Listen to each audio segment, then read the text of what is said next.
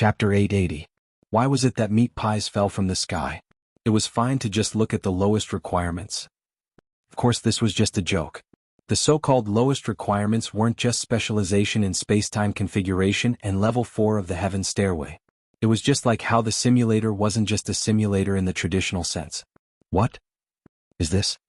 Ruewen asked. This was a matter of course. The interface that suddenly popped up in the information window was filled with alien characters. Anyone would be confused.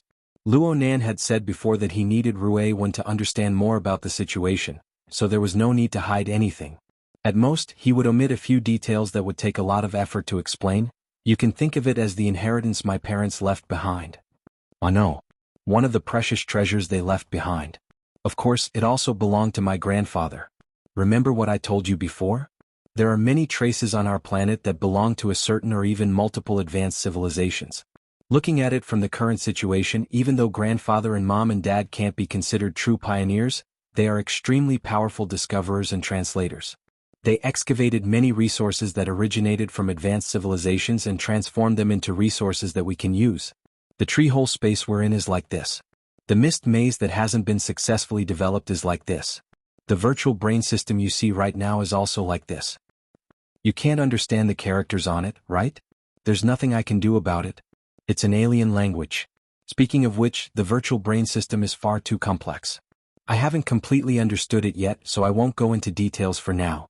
Right now, all you need to know is that I just activated a new function from within. It's extremely useful for the current situation. Ruewen was the best listener. She didn't utter a single word during Luo Nan's long speech. She just listened attentively and watched attentively. It was as if Luo Nan was the only person in the world. There was no need to doubt that she would miss a single shred of information. Luo Nan gestured to Ruewen to shift her gaze from his face to the projection area. The virtual brain interface. The central virtual brain galaxy had a structure of millions and millions of stars. It was very complex and dazzling. The outer satellites, especially the exoskeleton system that represented personal equipment, also involved many layers of explanation. Luo Nan just skimmed over them. Luo Nan's fingertips and Ruewen's line of sight finally fell upon another satellite, which was the outer space flying ship. A few days ago, the lonely, dark body of the starship had simply circled around the central virtual brain galaxy, in silence. No matter how hard it was stimulated, there was no response. But when Luo Nan passed the 100-year sequence general education test, as well as the additional offline test, perhaps more importantly, after Luo Nan made contact with the Sunwheel Hell in the distant deep space and experienced the baptism of its flood of information, the unreadable state of this satellite was gone forever. At this moment, although the spaceship in outer space was still dark and lifeless, a certain area in the middle of the spaceship was electrified. The light in the area was passing through some of the portholes on the spaceship, turning into fragments of different shapes and flowing out. Amidst the twinkling lights, a relatively complete functional area appeared, the reflection of it. Oh, this area appears to be mini and empty, but it is actually operating normally. Although I can't see its internal structural components too clearly, it is still extremely precise and tight as a whole. It may be illusory, but the way it operates is real. It belongs to the reality of the material world. It's a virtual physical system. Luo Nan's telepathic thoughts linked with the external neuron, driving the image on the projection to enlarge endlessly, focusing on the sole light source of the spaceship in outer space. As his cultivation continued to rise, the precision of his perception and control over this area continued to rise as well. From a visual perspective, they were like two astronauts walking in space or ghosts floating in the starry sky. They approached the spaceship in outer space ceaselessly and then seeped inside. This area within the spaceship wasn't too spacious compared to the overall structure. The environmental layout was also relatively simple. There was only a single piece of integrated equipment that occupied an area of about 10 square meters. All that was left were the corners. The integrated equipment was like a large beetle lying on the ground, with its head and tail cut off. At the relatively wide front was an arc-shaped interface. Right now, it flickered with the radiance of information. Large amounts of text and diagrams, as well as the constantly switching map and various non-optical imaging effects, made all of this exude a lifelike professional style. Perhaps at this very moment, in a certain corner of the universe, there was such a piece of equipment. It was controlled by some bizarre intelligent life form, carrying out its functions and missions. Luo Nan constantly fine-tuned the angle of the projection. He was like a photographer deliberately creating an immersive feeling. Right now he and Ruewen stood at the top of the tree-hole space. Behind them was the lens and the surrounding nebula. And in front of them was the enormous piece of equipment, even though it only existed within the mini-spaceship of the virtual brain system. Luonan was the operator. He had already found the relevant content from the large manual of the virtual brain system. Even though it was a bit too simple, he was still brimming with confidence after studying it seriously and putting it into practice. He demonstrated it in front of Ruewen. To put it bluntly, this is a simulator. Frost River reality. No, it's closer to the burner simulator or the simulation effect of the psychic wave network. After all, you're separated by a layer. At most, you're watching a 3D movie. But in my perception, it's already quite realistic. Luonan erased the original image on the front interface of the device as he spoke. After a few jumps, an even simpler and clearer pure text interface appeared. There were many options and their corresponding explanations. Luonan translated for Ruewen. Truth be told, using the secret text of the word me, to sense it was impossible for him to be confident and elegant. He could only make do with it. This is the level selection page of the simulator. There are a total of 4 options. Each one corresponds to a different level and mode. However, they aren't in the simulator. They're in the simulator itself. First, we need to understand one thing. Even though we're looking at a simulated simulator, it's only simulating one of the simulator's forms. To be more precise, it's the lowest form. Do you understand? Ruewen thought for a bit. She extended her finger and tapped on the simulator interface in the virtual projection area. There was a column of text at the very top. If you choose this option, it will be a beetle. If you choose another option, it will have a different appearance. This is the principle. It's like a transformer, but it's tens of thousands of times more complicated. Luonan extended his hand to touch Ruewen's finger. He tapped on the first option as well. I named this option Brain in a Jar, in accordance with Earth's language habits. Chapter 881. Just listening to this name is enough. As for the effects, I just said it. There's no essential difference from the ones on Earth. It's just a mechanical instrument. It builds a limited space. In the extreme, you just need to soak a person's brain inside. It mainly targets the body and soul framework of humans or other higher intelligent life forms, especially the brain and nervous system. Through electrical signals and other stimuli, it deceives the sensory neurons and creates a fake environment for people. Of course, it suffers from many restrictions. Even if it uses digital technology to construct a virtual physical system, it will only be an imitation of the local laws of space and time. In essence, it is only an illusion that acts on the brain. Some even require the active cooperation of the participants. It's clearly impossible to use this model in actual combat. At the very least, I have no way to install a virtual helmet on the heads of extraordinaries. Luonan said a cold joke, but Ruewen didn't know how to cooperate. Her expression was serious but calm. Ahem, but the advantage of this emulator is that it's a relatively good editing tool. As long as there's enough data, as long as the data is sufficient, the computing power is sufficient, and there's also the power supply. It can edit a very good setting and even a script. It can create a virtual Earth or even the universe. Theoretically, it is feasible. On a smaller scale, it can be used for ordinary games and training. On a larger scale, it can be used as a higher-level simulator to perform deep calculations and deductions. The most important thing is that if there is a script that has already been edited by someone before, it can be stored and used on the spot. Luonan extended a finger and soon brought up the front interface. He brought up the image of a certain planet that he had personally experienced. It was the background setting of the offline test question. The script is quite amazing. It's extremely close to reality. It belongs to the reality of that higher civilization. It can be used as a reference, but it's just a reference. It can't be used alone. The plot of the exam script is too obvious. It doesn't seem like a normal plane waiting to be excavated. Luckily, there are many choices within the downloaded offline test module. I need to synthesize them. Ruewen knew that the reference Luonan spoke of was referring to the misty haze-like projection illusions outside. The elements were quite complex. It looked like Luonan had already begun experimenting in this area, but the results weren't clear. Luonan could see part of Ruewen's thoughts. He continued to explain awkwardly, "There's really nothing I can do about it. My sandwich domain was created by compressing and piecing everything together. It wasn't easy for me to achieve a balance, but that was only an approximate solution in an ideal situation. It's just like the mathematics questions you're learning now. The formulas and constants used are all limited to practice and exam conditions. They don't take into account the real parameters of the material world. Don't expect to come up with anything convincing on this basis. However, if we don't care about the authenticity of the material plane, its settings are quite sufficient. The one outside, Captain Jimmy, is currently trapped in the script. I've even mixed a lot of elements into it.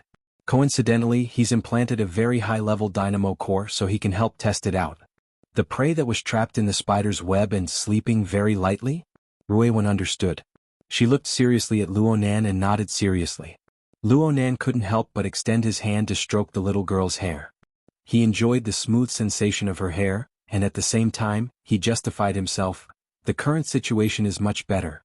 I can utilize an extremely abundant amount of computing power resources. I can optimize things from before. But it's still a domain, after all. I can casually optimize and reorganize it. If something goes wrong, I won't even have time to cry. That's why I need to find a simulator, first. The circle outside, aside from being used to deceive people, is also used for this purpose. Oh, low-end ones won't do. Let's continue. Luonan didn't linger on this topic. His fingertips repositioned the front interface and slid down to the second topic. Let's call this topic, Space-Time Fault, for the time being if we translate it. The materials used for this simulator are quite high-end. I still don't really understand it and I can't translate it well. It's probably called Space-Time Silhouette? But we have a ready-made example. Do you still remember? You were sleeping at the time, but you should have heard many people talk about it. It's President Ouyang's logic world. Ruiwen nodded slightly. She really did hear people talk about it. At the time, Ouyang Chen intercepted a certain crowded commercial center area of Xia City. He drew a boundary, separated space and time, and formed a world of his own. In one fell swoop, ability users and ordinary citizens were separated, and he thwarted the terrifying actions of a crazy First Ablatum of the Order of Justice. Although the enemy Ouyang Chen dealt with at the time couldn't be considered a true powerhouse, this sort of method was still one of the most astonishing and absolutely brilliant performances since the era of distortion. Let's say, all streams return to the origin. President Ouyang's logic world can be said to echo with a simulator of this level. Even though the specific methods and applications are different, the core train of thought is relatively the same. It mainly targets the structure of space and time itself. Through a precise grasp of the local laws of space and time, and of course, there's also the extremely powerful bidirectional interference force and interference techniques on the mental and material planes to extract a certain silhouette fragment of the entirety of space and time to construct a world that originates from reality, yet surpasses reality. Back then, Luonan had watched the entire process in a pure observation mode. Now that he was talking excitedly, he wanted to use the external domain environment to construct the structure of the logic world from back then. He wanted to recreate the battlefield at Frost River Reality's flagship store. As expected, it was burnt before it could take shape. This time, Luonan wasn't embarrassed. The degree of rigor of the logic world structure and the inconceivable details filled in under this rigor. Even though Luonan's experience had increased by 1,000 times, he had never seen a second logic world like this. President Ouyang was able to accomplish this.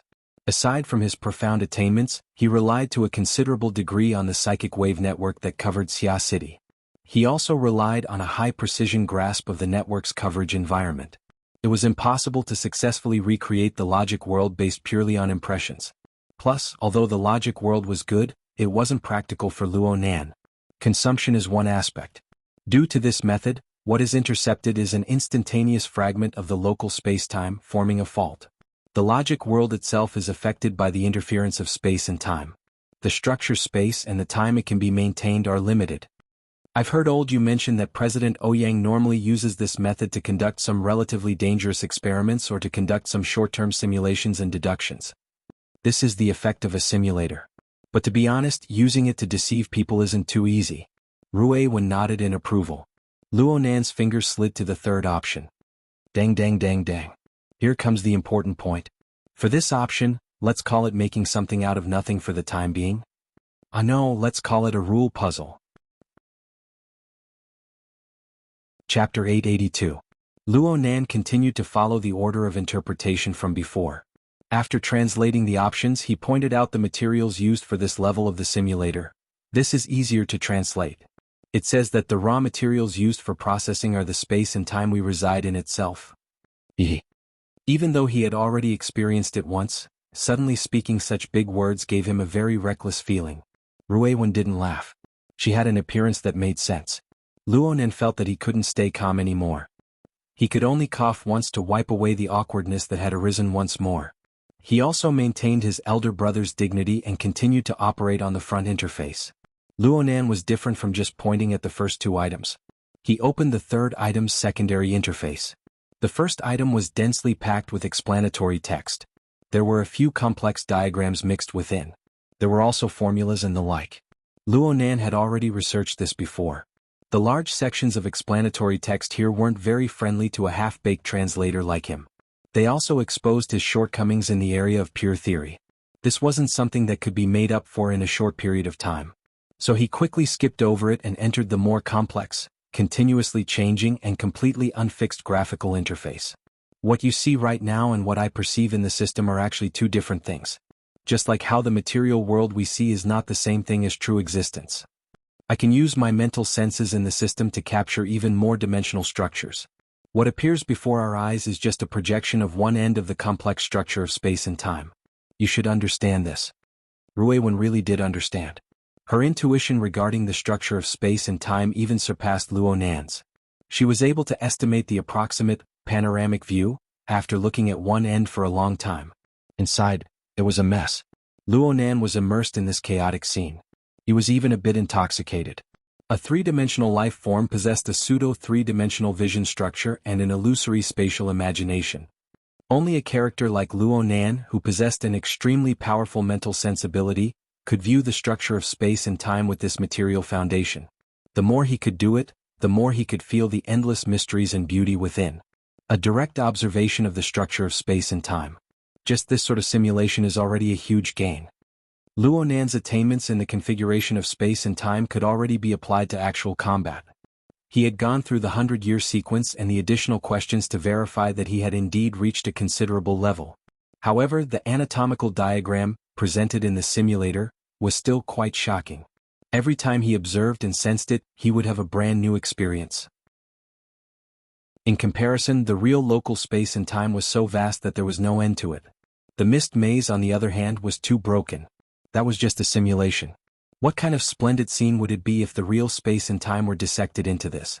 Yes, in order to create this simulator, the basic requirement is to dissect the local space-time, cut the complete space-time into suitable materials, and reassemble it with the method of configuration, changing the rules and laws. In fact, once it is cut, it is the change of nature and all kinds of changes are contained within. Luonan spoke of these things as if he were cutting a cake. However, time and space were ever-changing and the laws were hazy. It was hard to change. It was not some plasticine that could be molded however one wanted. One had to have the awareness of competing with the vast universe. Even someone as strong as President Ouyang had to rely on the foundation of the psychic wave network, utilizing multiple conditions on the mental and material planes to realize the masterpiece of the logic world.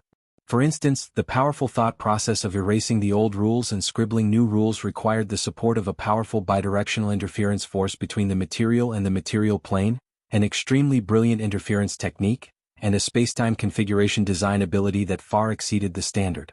No matter how enormous Luonan's accumulated soul strength was, no matter how much power the altar's spiderweb had, it was impossible to forcefully bend the local space and time to complete a precise configuration.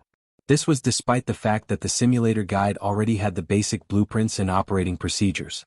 But he had indeed found a shortcut by using such a relaxed tone. He didn't need to forcefully distort, cut, or dissect the structure of spacetime because he had substitute materials. He had an inexhaustible supply of them. We have the mist maze. Luonan's voice seemed to be refracted and reverberated within the trillions of domain fragments. These fragments are a bit finer, but they are essentially no different from the structure of spacetime. I can completely use the sandwich domain to infiltrate and guide them in. Not only can I arrange and combine them at will, but the rejection is also extremely low. As long as I have patience, I can form something from nothing, from small to large.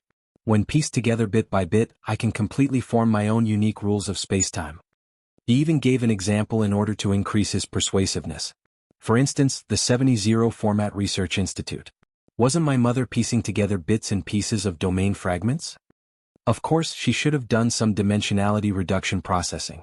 The area she assembled isn't a particularly standard structure of space-time. There's a bit of a discontinuity to it, but there are many details that are worthy of in-depth research. We need to properly refer to them. Those thieves only took away the equipment, but they left the most valuable wealth in place. They can't take it away, right? Luonan didn't wait for Ruiwen to respond. His eyes sparkled and he spoke faster and faster. There's also that Luo Yuan, the fellow who claims to have some secret dealings with the goddess of fate. Even though he didn't admit it, there's a 99% chance that he's in the depths of the mist maze. It's also possible that we haven't explored the edge zone yet. He monopolized a domain fragment with an enormous volume, becoming the capital for his fortune. We don't need to evaluate his luck and methods, but we can completely learn from them. Who knows how long it'll take to piece together a dimension that everyone is satisfied with.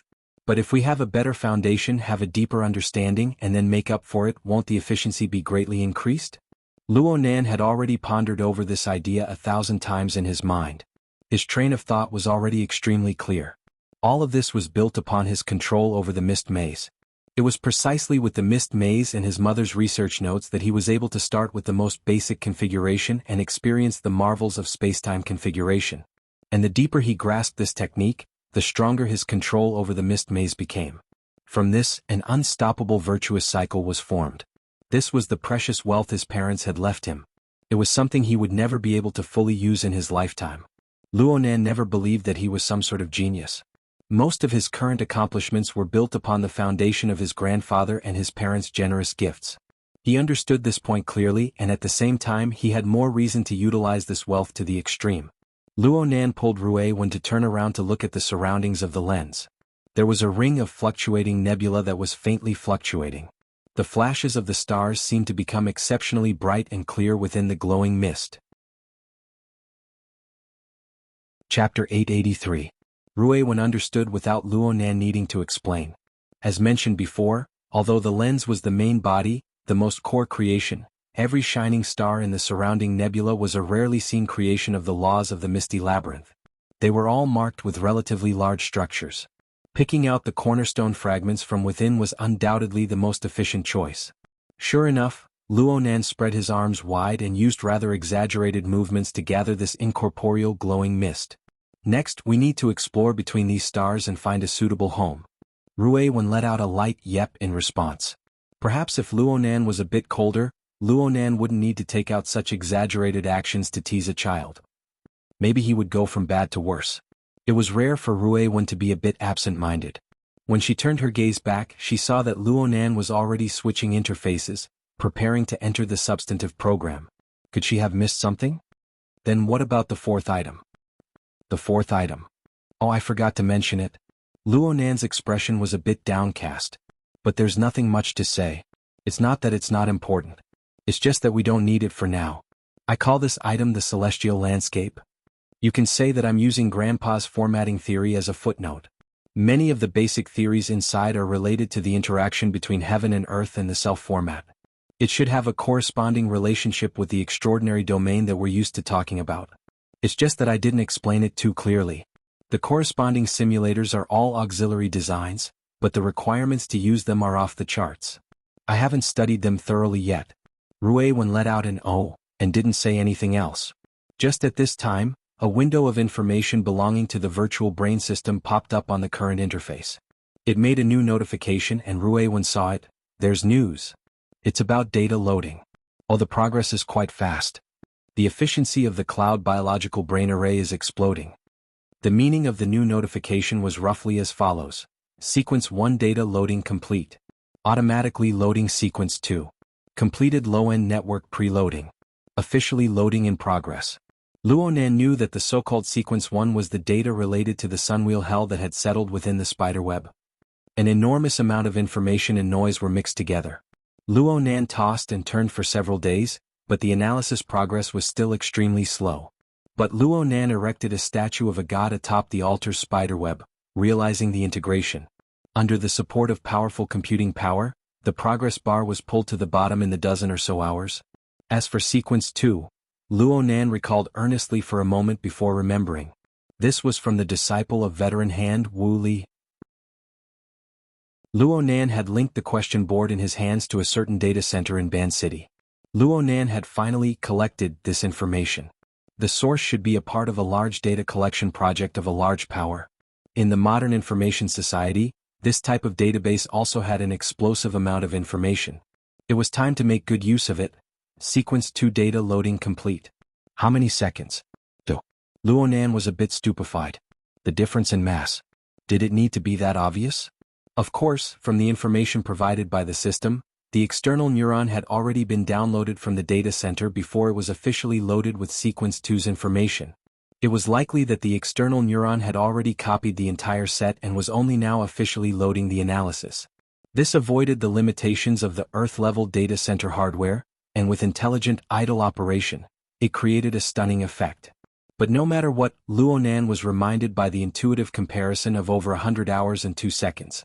Compared to the flood of data from the Sunwheel Extreme Prison, the reserves of the Earth-level data center were on a completely different level. The Sunwheel hell was impossible to quantify, but Sequence 2's massive amount of data allowed Luo Nan to estimate an approximate value range. Using this reasoning, Luo Nan seemed to have underestimated the computing power gathered by the Alter's spiderweb and the ability level of the brain array formed from it. This kind of ability really exceeded his expectations. 5 days ago, the Wraith sign pulled the Alter's spiderweb with the help of the daytime nightmare. It planted a hint in the subconscious of billions of living beings across the globe that were affected, establishing a connection. Luo Nan never asked for it, nor did he expect it to do anything through this connection. He just allowed it to exist and be used. But when Luo Nan and the true god and pope of the Amaterasu order battled across space, creating a scene of a falling sun and a fortress in the clouds, Luo Nan's weight in the entire system immediately increased by tens of thousands of times. A flash of light turned into an echo. Among these billions of living beings, the telepathic responses of the hundreds of thousands of ability users, who had already climbed to higher levels of the evolutionary tree, had already caused considerable interference to Luo Nan. For the sake of sorting out the chaotic echoes and not affecting his own state, Luo Nan used his own perfect body as a standard to establish the image of a god. This was tantamount to establishing rules for the Alter's spiderweb. Since then, Luo Nan's chaotic expression had directional feedback, and the brain array of the brain array in the cloud had set up its basic structure. There was, without a doubt, a great deal of potential to be excavated within. Luo Nan's statue of God only supported the most basic of feedback. It was just as he said to Ruiwen. He didn't even understand the core structure, let alone anything else. Luo Nan was able to realize a leap in computing power. On one hand, it was abundant to the point of overflowing computing power. It was similar to an exhaustive method, forcefully piling up efficiency. On the other hand, the Alter's spiderweb led by the Wraith sign and the external neuron planted deep within the brain seemed to possess a basic framework for utilizing this resource. Luo Nan was at best a person who used tools. This was great. It wasn't like Luo Nan truly viewed himself as an omniscient and omnipotent god. He had domains that he was good at. Of course, he had domains that he wasn't good at. For the latter, the most practical consideration was obviously to utilize tools. The sudden increase in harvest did not disturb Luo Nan's established train of thought. Instead, it raised his expectations a step further. He had wanted to experience the large data processing capabilities of the virtual brain system. Now was the time. Luo Nan's fingertips swiped across the interface in front of him. He did not directly enter the rule jigsaw puzzle. Instead, he first clicked on the brain in a jar. Before developing a large construction project, he needed to make a solid design blueprint. After a series of operations on the secondary interface, the simulator of simulations gave feedback. Do you want to activate automatic editing mode? The simulator we are using right now is actually a virtual machine. Calculations on the pure data level are not needed. The external neuron is already hard enough. Let's begin now. Luo Nan's mouth did not stop. It was as if he was reminding Ruiwen, but it was also as if he was encouraging himself. Then he clicked on the virtual button without a doubt, entering brain in a jar's automatic editing mode. The interface suddenly went black, but soon glimmering text and information appeared section by section. Model, Inner Universe. Version number, Great Sovereign Level Basic Exploration Model 2. 7. Authorized Production Department, Heavenly Abyss Empire's 17th Equipment Department. Authorization time limit, permanent. To explore the gap. To pay for shame. To live for the past, Zhan Yong. Who was Zhan Yong? Luonan could only guess that this was a name. He should be a character of great status in this high-level civilization. It was just that his words were a bit dull. The automatic editing mode settings came one after another without waiting for Luonan to ponder further.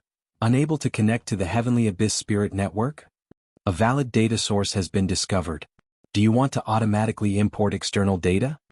Luonan, who had already read through the relevant instructions, did not even think. He simply clicked, Confirm.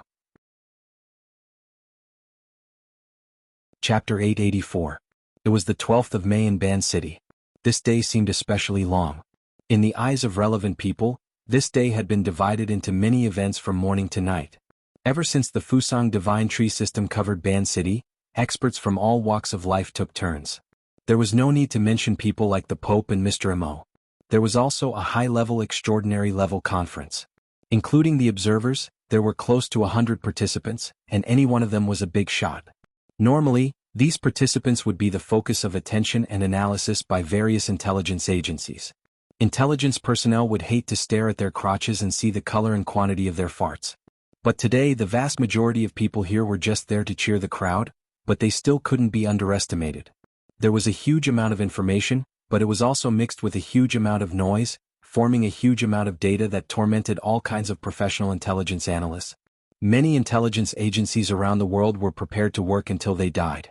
It couldn't be helped. It was better than making a wrong judgment and causing a world war.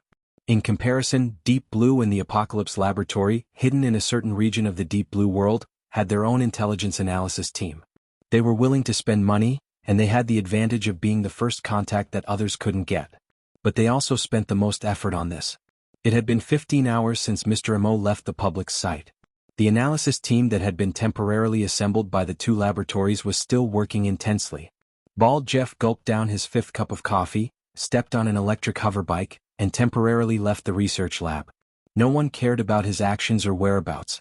In the face of heavy analysis and research work, even raising their heads was a burden they couldn't bear. Jeff didn't go too far. He randomly found a communications room that could communicate with Earth's spacetime. He didn't care if he was being monitored or not. He just turned on the trans-world communication system, and soon, a three-way communication was established. The projection showed the upper body of a person. On Jeff's left was Director Mao, who had appeared at the extraordinary conference. He was the spokesperson of Quantum Corporation in the inner world. And on his right was his biggest financial backer, Wang Yu. She was the head of a certain great clan with unfathomable influence in the political, military, and business world. She was the head of the Jade Review Association. Although Bald Jeff was the leader of the Deep Blue Laboratory and had always been arrogant, compared to these two, there was an insurmountable gap in status. There was an insurmountable gap in status between the two of them. The only thing he could do was to adopt a business-like attitude and report the latest situation. The current situation is intermittent, but there are still signals coming through. The accumulation of information was quite effective. Currently, they were trying to reconstruct the possible environment of the other side based on the feedback of the signal. They were also trying to determine the relative position. No one knows if it's real or not. At the end of the day, distinguishing between the real and the fake is the most important thing. I think that if we want to figure out where the new plane is, we should ask that Mr. Mo directly. That way we can have a straightforward answer. As he spoke, Jeff couldn't help but mutter a lot of things. He expressed his opinion, but his words were also mixed with emotion. Neither Wang Yu nor Chairman Mao answered Jeff's complaints. Instead, they asked after digesting the relevant information. The one who asked the question was Director Mao, who was still dressed in a flowery shirt. His question was slightly more radical. Do you have a basic judgment of the intersection of time and space? I mean, Levi, what was his judgment? Ban City? North or south of the coastline? Land or sea? I didn't hear any judgment. No. Director Mao narrowed his eyes. The bloodline and the excavation mission are his treasures. He can't wait to fill them with resources. Everything is laid out in front of him. Why isn't he saying anything? Bald Jeff shrugged. I haven't seen him for 7 or 8 hours. Last time it seemed like he was still paying attention to Xia City. I'm not too clear about the specifics. Xia City? Director Mao muttered. On the other side, Wang Yu just smiled, watching Director Mao and Jeff communicate. Director Mao relied on his understanding of Li Wei to make a judgment. Circling around Xia City all the time. Is his attitude conservative, or does he have a plan? No one answered him. Director Mao wasn't here to perform a one-man show. He pulled Wang Yu along, ignoring the surveillance, and opened a cross-border communication channel. In addition to understanding the information, he also needed to have a clear attitude. So he suddenly changed the topic. He didn't even care about the awkwardness. Speaking of having a plan, Wang Yu, you're taking your time. Are you still planning to hold the high seas auction? Wang Yu was still smiling, but her tone was very certain. Of course. There are even more people looking forward to it. Really? Mr. Mo can't figure it out. From Luo Nan's perspective, there might be unexpected harvests. Quite a few people think so. Luo Nan, it's time to mull things over. Also, Director Mao, your extraordinary conference played beautifully with the adjournment, but it stifled people quite badly. I heard that quite a few people believe that the conference will resume on the day of the auction. They can invite the parties involved to have a detailed discussion face-to-face. Perhaps they can reach an agreement on cooperation on the spot. Director Mao laughed. It's also possible that a world war will break out on the spot. That's why it's in the high seas region. No. It's too close to my vacation island. Wang Yu made small talk. This is a major event related to the new plane. Director Mao, it's unjustifiable for you to hold the idea of staying out of it. It seemed like a casual conversation, but it involved an extremely serious core. As for how serious it was, the two people participating in the conversation had different understandings. Director Mao also made small talk. He led the change of topic. Speaking of the new plane, there's also Xia City. I've reminded you. There's a matter. Oh. Wang Yu maintained her smile. A sudden inspiration would not appear so openly in this kind of conversational setting. The other party must be referring to something. Sure enough, Director Mao soon snapped his fingers.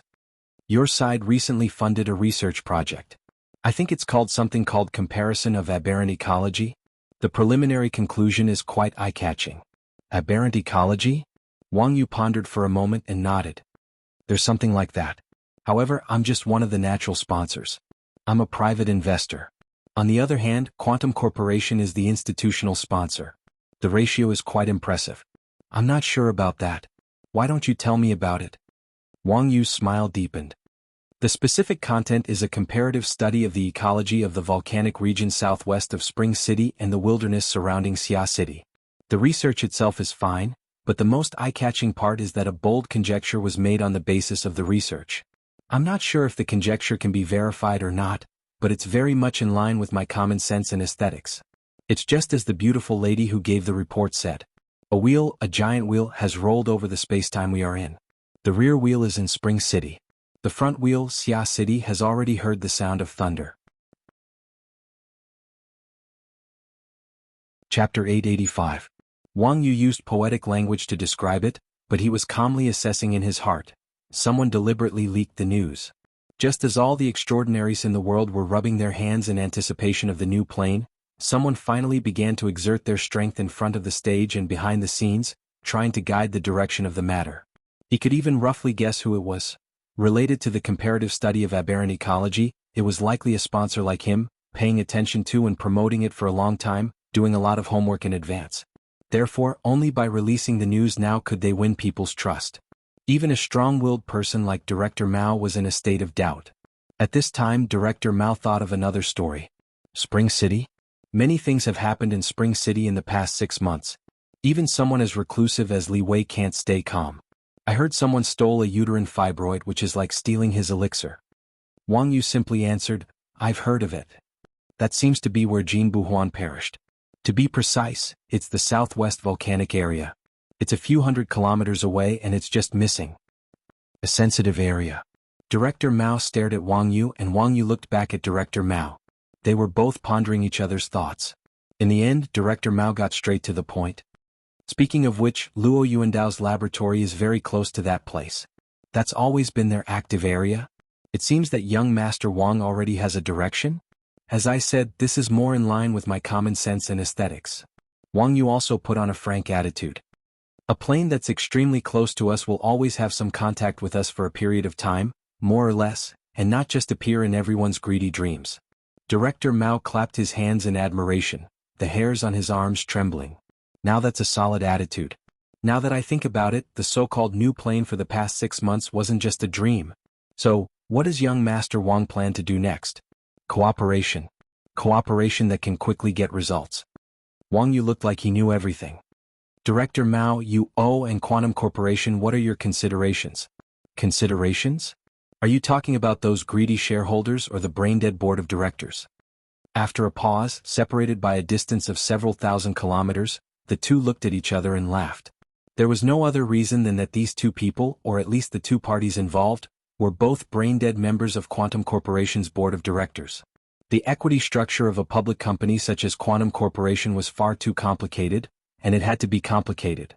It was one of the largest organizations in the world, and it was distributed in the hands of thousands of large and small institutions, as well as countless private investors. Even if 88 isolated cities floating on the Earth's crust were a little strenuous to support a globalized environment, political, economic, military, and historical factors had determined that such an attitude was necessary. Of course, the result of the complicated equity structure was that the leading power of the board of directors was greatly increased. External directors with huge connections and influence as representatives of various forces entered the board of directors, forming a kind of loose interest group, harmonious but different, fighting but not breaking. Of course, the board of directors had also been renewed and replaced over the past few decades. In the end, those who were seriously unsociable were eliminated and a relatively stable governance structure was formed. Quantum Holdings definitely had a basic standpoint. Even if it was vague, it would always stand firmly on the side of the world's advantageous side, steadily seizing the benefits. With a successful example before them, Director Mao and Wang Yu brought up the discussion mode of Quantum Corporation's board of directors. Cooperation is the correct choice. Everyone here isn't a child protecting their food. As long as there is compromise, there will be a basis for cooperation. As long as the first step is taken, there will be a first step. Even if it's a deliberate lie, there will always be elements of truth within. But many people think highly of themselves and prefer to settle things in one step. There are also people who don't recognize the logic of adults. Having said this, Director Mao recalled a certain piece of information. There really is a child among the collaborators. And quite a few intelligence agencies believe that he has a tendency that isn't too good. Regardless of whether Wang Yu knew or not, she had to put on an interested attitude. You're talking about Luo Nan, right? What do you mean? It said that this person, Luo Nan, has a tendency of thinking that makes simple problems complicated and complex problems modular. He hopes to be able to use a kind of universal solution to solve these types of problems. This doesn't conform to the reality of doing things and bugs will frequently appear. But we have to pay attention to one possibility. With his talent and special ability, he really can find a kind of universal solution in the vast majority of situations. Even if it's only universal to him. If this is the case, then it will be quite troublesome. A capricious theorist. The kind that can distort reality. Wang Yu concluded. Then she laughed. Generally speaking, this kind of person often ends up being kicked out of the board of directors. But that also requires a period of running in and confirmation. Before that, I have to lure them in first. This is the way I like to handle things. Me too. Bald Jeff listened to these topics full of ambiguity, misdirection, and hints. He couldn't help but yawn. There was no doubt that the two people in the current conversation had deliberately mixed too much noise into their semantic information. Matters that could have been clearly explained had to be packaged into encrypted data packets, using experience and logic to guess and analyze. Their goal was to use the smallest price to pry for the greatest benefit. They were already people with wealth that could rival a country. Was there any point in doing this? Bald Jeff once again gave a thumbs up for his career choice. At this time, the latest news from the analysis room was transmitted. He raised his hand. There's a new situation over there. I'm going back. There's a change? There's one more set of data that needs to be analyzed. Preliminary judgment is that it involves the authority request of Jimmy's internal dynamo core, MD11 type. It's related to information retrieval. It's not a small discovery. Seeing the reaction of the two, Bald Jeff quickly understood and explained. In layman's terms, we have reason to suspect that Jimmy is in an area with a relatively complex external environment. Its built-in database is no longer able to adapt to the relevant elements of the scene. Therefore, according to the corresponding mechanism, it will automatically request information support from the Apocalypse Array. Director Mao asked with interest.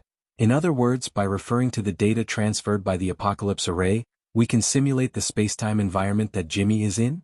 First, we have to wash the data clean. He doesn't have the conditions for cross-border communication like we do. It was Yen Yonghua who amplified the feedback response of the formatting domain to the main axis, and only then was he able to barely collect it. Moreover, it's already seriously distorted. It won't be easy to strip out effective information. After a pause, Jeff pursed his lips. Moreover, the identification of authenticity is a very important prerequisite. On the other hand, the Apocalypse Lab is still full of confidence in the 7th-generation Dynamo core. Or perhaps they think that even if it's a dream they can still peel out the real stuff. Having said that, Bald Jeff felt that his scientific work had been carried out. He waved his hand and was about to leave. Just before he cut off the communication, he suddenly thought of something and turned to Wang Yu. "Send me a copy of that comparative research on aberrant ecology paper." Chapter 886. The arrow of time pressed forward courageously. Every instant it passed through was the accumulation of endless changes. It already exceeded the limits of the imagination of ordinary people. Even with Luonan's current strength, he could only feel disturbances that were nearly faintly discernible and illusory. Most of the time, he had to wait for the changes to accumulate to a certain degree and compare them with the nodes in front of him. Only then would he be able to see the main veins within. Over 10 hours passed and he did a few things. Even the external environment, whether it was the howling mist maze of the sandstorm or the tree-hole space he worked hard to manage, didn't have too obvious of a change. But for the simulator, which was purely made up of data, it already had the meaning of splitting the heavens and splitting the earth, of transforming all living things. However, Luonan was more or less dissatisfied as he stared at the main interface of the simulator and studied the various parameters. Greedy for perfection. This isn't easy. It must be said that the amount of information Luonan absorbed and precipitated from the Sunwheel Absolute Domain at the risk of exploding was extremely considerable. At the same time, the external neuron's large data processing ability was outstanding. With the support of these two, the Senior Sovereign Level Basic Exploration Model 2.7 Interverse Simulator displayed its outstanding design performance. Ever since it activated its automatic editing mode, it had already formed dazzling results. Luonan was dazzled to the point where he couldn't help but sigh. Not ideal? Ruiwen's voice suddenly rang in his ear, giving Luonan a shock. He turned his head and saw that the little girl's expression was normal. He was just about to let out a sigh of relief when he saw that the clothes on her shoulders and waist had been torn. It was unknown how, but her jade-like skin was revealed. Fortunately, there were no wounds. What's going on? The relationship between fragment number 2 and its surroundings is a bit complicated. I was careless when I cut in? That one shouldn't be too suitable. It was rare for Ruiwen to say such a long sentence. She was mostly defending herself. Clearly she didn't want Luonan to worry. Luonan's eyebrows furrowed. Ruiwen was undoubtedly the best assistant when searching and scouting the mist maze. The little girl was able to freely enter and exit this chaotic region that didn't possess any basic spacetime structure. It was thanks to her guidance that Luonan was able to enter. Even now, Luonan's understanding of the mist maze environment seemed to be inferior to Ruiwen's. Therefore, the early-stage reconnaissance mission of finding the foundation stone of the virtual plane was given to Ruiwen. This was much more detailed than the long-distance observation of the lens. But if the little girl was too reckless and something really happened to her, he wouldn't be able to redeem himself even if he died 10,000 times. Luonan thought over and over again, but he still chose a more conservative method. You can be a scout, but don't get too close. Actually, I'll have to see for myself whether or not you'll be able to enter those fragments. But I'll adjust the focal length of the lens and then attempt to land in the tree hole space as a whole. I'll have to do this sooner or later and you'll have to help me connect it. I can still do it. Ruiwen hooked her finger on the torn seam of her clothes and frowned slightly. These are all burdens? Stop. Luonan was afraid that Ruiwen would be in a bad mood and simply tear off her clothes. Though he understood that Ruiwen was in a state where her body and soul were in a chaotic state, moving around while carrying foreign objects was indeed a burden. But of course he couldn't say that now. It shouldn't be early anymore. We've just started tonight, so don't exhaust yourself. Tomorrow, it should be the 13th already. Today is Monday and you still have to go to school. Go back and rest first. I'll ponder over a more efficient method. We're going to build this fake plane. It's not as simple as finding a suitable large fragment and throwing the automatically compiled environmental parameters inside. It's a very complicated process. Right now, we're drawing up blueprints and finding a suitable foundation stone. All of this is just preparatory work. Aside from these 2 points, it also depends on whether or not my ability in the aspect of spacetime configuration can support it. Of course, we also need to have a clear schedule. If we can't build it well, we can't fool people. If we get knocked on the door before we even finish building it, then it'll be even more awkward. At this time, we can't just bury ourselves in work. We need to understand the situation outside. We need to think things over and plan as a whole. Do you understand? Luo Nan chattered on, feeling that his eloquence had improved. Ruiwen didn't speak. It looked like she was still a bit emotional, but in the end she was a good and obedient child. She wouldn't contradict Luo Nan and she wouldn't act on her own. Luo Nan was quite reassured about this. Okay. Hurry up and go take a nap. If time is tight, I'll urge you to skip class. Make your preparations. He coaxed and persuaded Ruiwen out of the mist maze in the end. Luo Nan let out a long sigh of relief. He looked at the numerous and complicated environmental projections within the simulator, and his brows unconsciously furrowed. The words he said just now weren't completely coaxing her. They were all based on facts. He really did need to properly organize his thoughts and make a choice at this time. Luo Nan retreated from the mist maze with this thought. He tore a crack in his own sandwich domain and accurately entered the lower-level main cabin of the luxurious yacht by the shore of Northern Mountain Lake. Luo Nan most likely wouldn't have been able to do this before tonight. In the highly warped environment of space and time, Luo Nan wouldn't have been able to casually jump across worlds without establishing an anchor point in advance. Perhaps he would have been flung into outer space in a flash. Therefore, whether it was when he arrived at Ban City or when he killed Gong Chi, he needed to set up an anchor point in advance to ensure precision. He also needed to borrow some external force to guide him. As for the current situation, he could already see Ruiwen's back. Forget it. He was still far from it. Right now, the luxurious yacht was completely covered by Luo Nan's sandwich domain. Space and time were warped, and external objects were concealed. Even a character like the Pope of 100 Conversions was unable to forcefully pry through the reality of this place. Unless they wanted to fight with real swords and guns. Although the people on the yacht were in a dangerous situation, the pressure they endured was much less than it was yesterday morning. Yinlu and Snake Tongue had been on standby this entire time. They stood up at the same time by chance when they saw Luo Nan stride through space. Luo Nan gestured to the two of them, telling them to calm down a bit. At the same time, he separated a strand of his mind to traverse a distance of over 1,000 kilometers to establish contact with the communication wristband placed in the underground base of Gear on the north bank. Finding He Yuan to understand the situation was the correct choice. However, he was drowned in an unending stream of notifications the moment he established contact with the wristband. You have a friend request. You have a friend. You have a friend. You have...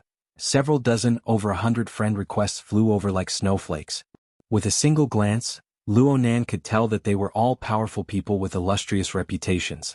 However, no matter how great their reputations were, they were all overdone when piled together. Instead, the few notifications sandwiched in between the friend requests were quite eye-catching. According to the Special Citizen Protection Regulations, your guardian Luo Shuqing's social privileges have been raised to A+ rank. According to the Special Citizen Protection Regulations, your guardian Mo Haihong's social privileges have been raised to A+ rank. Your relative Mo Ya? Your relative Mo Peng? Luo Nan's eyelids twitched 3 times as he looked at these notification messages. Chapter 887. Luo Nan was able to feel the impact his actions over the past 2 days brought to the world from the notifications that popped up one after another. Whether it was the inner world or the secular world, nothing was immune. Especially his circle of friends and family. The shock waves stirred up from this, especially the distortions formed in his social network, would bring him quite a bit of influence for quite some time. Luo Nan pondered seriously for a few seconds. Then he discovered that he was completely clueless in thinking. It was tantamount to a waste of time, so he let this problem go for now. He connected to his communication wristband in order to find He Yuan to understand the current situation. He had not forgotten this goal. But contrary to his expectations, He Yuan did not immediately connect after he sent the communication request. Instead, the message mechanism was triggered and He Yuan's pre-recorded voice was heard. Hello, it's not convenient for me to answer right now. Before the recording could finish playing, there was a sudden jump. It was still a recording, but it had already named Luo Nan. Mr. Luo, I am currently in a state of silent communication. If you hear this message, please contact Her Majesty Empress Wu directly. Is this treatment specially given to me? Luonan knew that this was an intelligent setting made from the number judgment. In fact, many groups could be arranged, but Luonan still felt quite comfortable in his heart. He hung up and wanted to call Her Majesty Empress Wu, but he was a bit hesitant. Truth be told, out of the Iron Triangle of Xia City, this person was the one who gave him the most pressure. He had the first impression of being taught a lesson the first time he met her. He had gradually accumulated impressions and judgments. He also had to keep a respectful distance from this mysterious and deep person. Perhaps reverence was a better way to put it? In the end, Luonan did not contact Her Majesty Empress Wu at the first instance. Just like how people dealt with matters, they unconsciously wanted to leave the most difficult problem until the end. Only the heavens knew what arrangements Her Majesty Empress Wu would have. It seemed that she was used to being a boss, so it was quite easy for her to arrange tasks. Before this, Luonan needed to deal with the matters at hand. Only now did he turn his gaze to the two ladies to the side. Lu had assumed a respectful and solemn posture, but when Luonan's gaze shifted over, her waist and back subconsciously tensed up a bit, and her head automatically drooped down. This posture was quite proper, but Snake Tongue, who was right next to her, was even more exaggerated. She bent her knees and knelt on the tatame. Her palms were crossed and her forehead was pressed forward. She was humble, solemn, and solemn. For a time, even Lu found it hard to understand Snake Tongue's current state of mind. But she was able to faintly sense that Luonan, who was in front of her, swept his gaze over without any difference due to their kneeling and standing postures. In the eyes of this person, standing solemnly and kneeling was a must. Or perhaps, the simple level of posture was far from enough to make a difference. Half a second later, Lu and Snake Tongue heard a simple arrangement. Wait a moment. Luonan had already opened up the virtual work area as he spoke. He took out the records of the exoskeleton frame defects that he and Ruewen had summarized in the tree-hole space. He added a rough modification plan and organized them a bit. Following that, he gave a simple description and structural sketch of some of the reserve masks he discovered after successfully activating the invisible yarn with the lamination interference. The information and data from both sides were sealed and sent to President Wan. Luonan needed Dean Wan to give him a look when it came to the construction tool for the perfect body that was necessary for the lamination interference technique. Dean Wan was a true master of craft design. He had the vision and ability to turn something rotten into something magical. Luonan hoped that the modifications this time would allow the structure, toughness, and strength of the exoskeleton frame to have a clear upgrade. If he could increase the duration of the perfect body by a fold. No, as long as he could increase it by a third, he would have the confidence to fight a mid-level extraordinary level battle by himself. As for the masks, they were materials for deeper research. They were also Luonan's advance payment. Oh, that's right. Luonan suddenly thought of something and turned to instruct Lu. Tell Master Shou that there might still need to be some adjustments made to the technology that was confirmed the night before yesterday. Tell them to control the progress and just take out 3 to 5 sets as backup. We'll have to wait for news later. Lu responded and was about to find a veteran to contact, but Luonan raised his hand to stop her. There's one more thing. I might need to mobilize the believers of the Blood Flame Order for the next 2 days to help me do some experiments. Actually, it's similar to the practice of the dream entering technique. I need them to help me do some identification work. Yeah, it's like a closed beta game, finding bugs and the like. Lu didn't quite understand what Luonan was saying. Luonan just needed to inform him of this matter. As his personal secretary, all she needed to do was nod her head in agreement. As for her identity as the Vice Ablatum of the Blood Flame Order, it was indeed more convenient for her to help Luonan with some organizational work. Lu discovered a problem because she thought about it a bit more. Sir, do you need to keep your closed beta a secret? The believers of the Order are intermingled with the good and the bad. There will always be a few people like Cadman. It's fine. They won't remember. Luonan's gaze shifted to Snake Tongue as he spoke. He gazed at the classic structure and color combination of this beautiful kimono-clad woman's jet black hair bun and snow-white jade hairpin. You can refer to Snake Tongue's state. She probably didn't remember any details during her last experience. And that Cadman. Did he say anything after he returned? Lu came to a sudden realization. Snake Tongue's body tensed up even more because Luonan had intentionally or unintentionally placed her and Cadman side by side. Her forehead faintly rubbed against the back of her hand, but she still didn't say a word. Luonan didn't need to talk to her heart at this time. He just gave an order in passing. Snake Tongue, You need to do more of this work for the next 2 days. Experience it well and evaluate it seriously. Of course, you must remember it clearly this time and explain it clearly. Understood. Snake Tongue's voice was heavy. She enunciated each word clearly, but her tail still carried a bit of a tremor. That's about it. If there's anything else, I'll look for you guys. Luonan was only thinking about these things right now. He waved his hand and let Yin Lu and Snake Tongue make their own arrangements.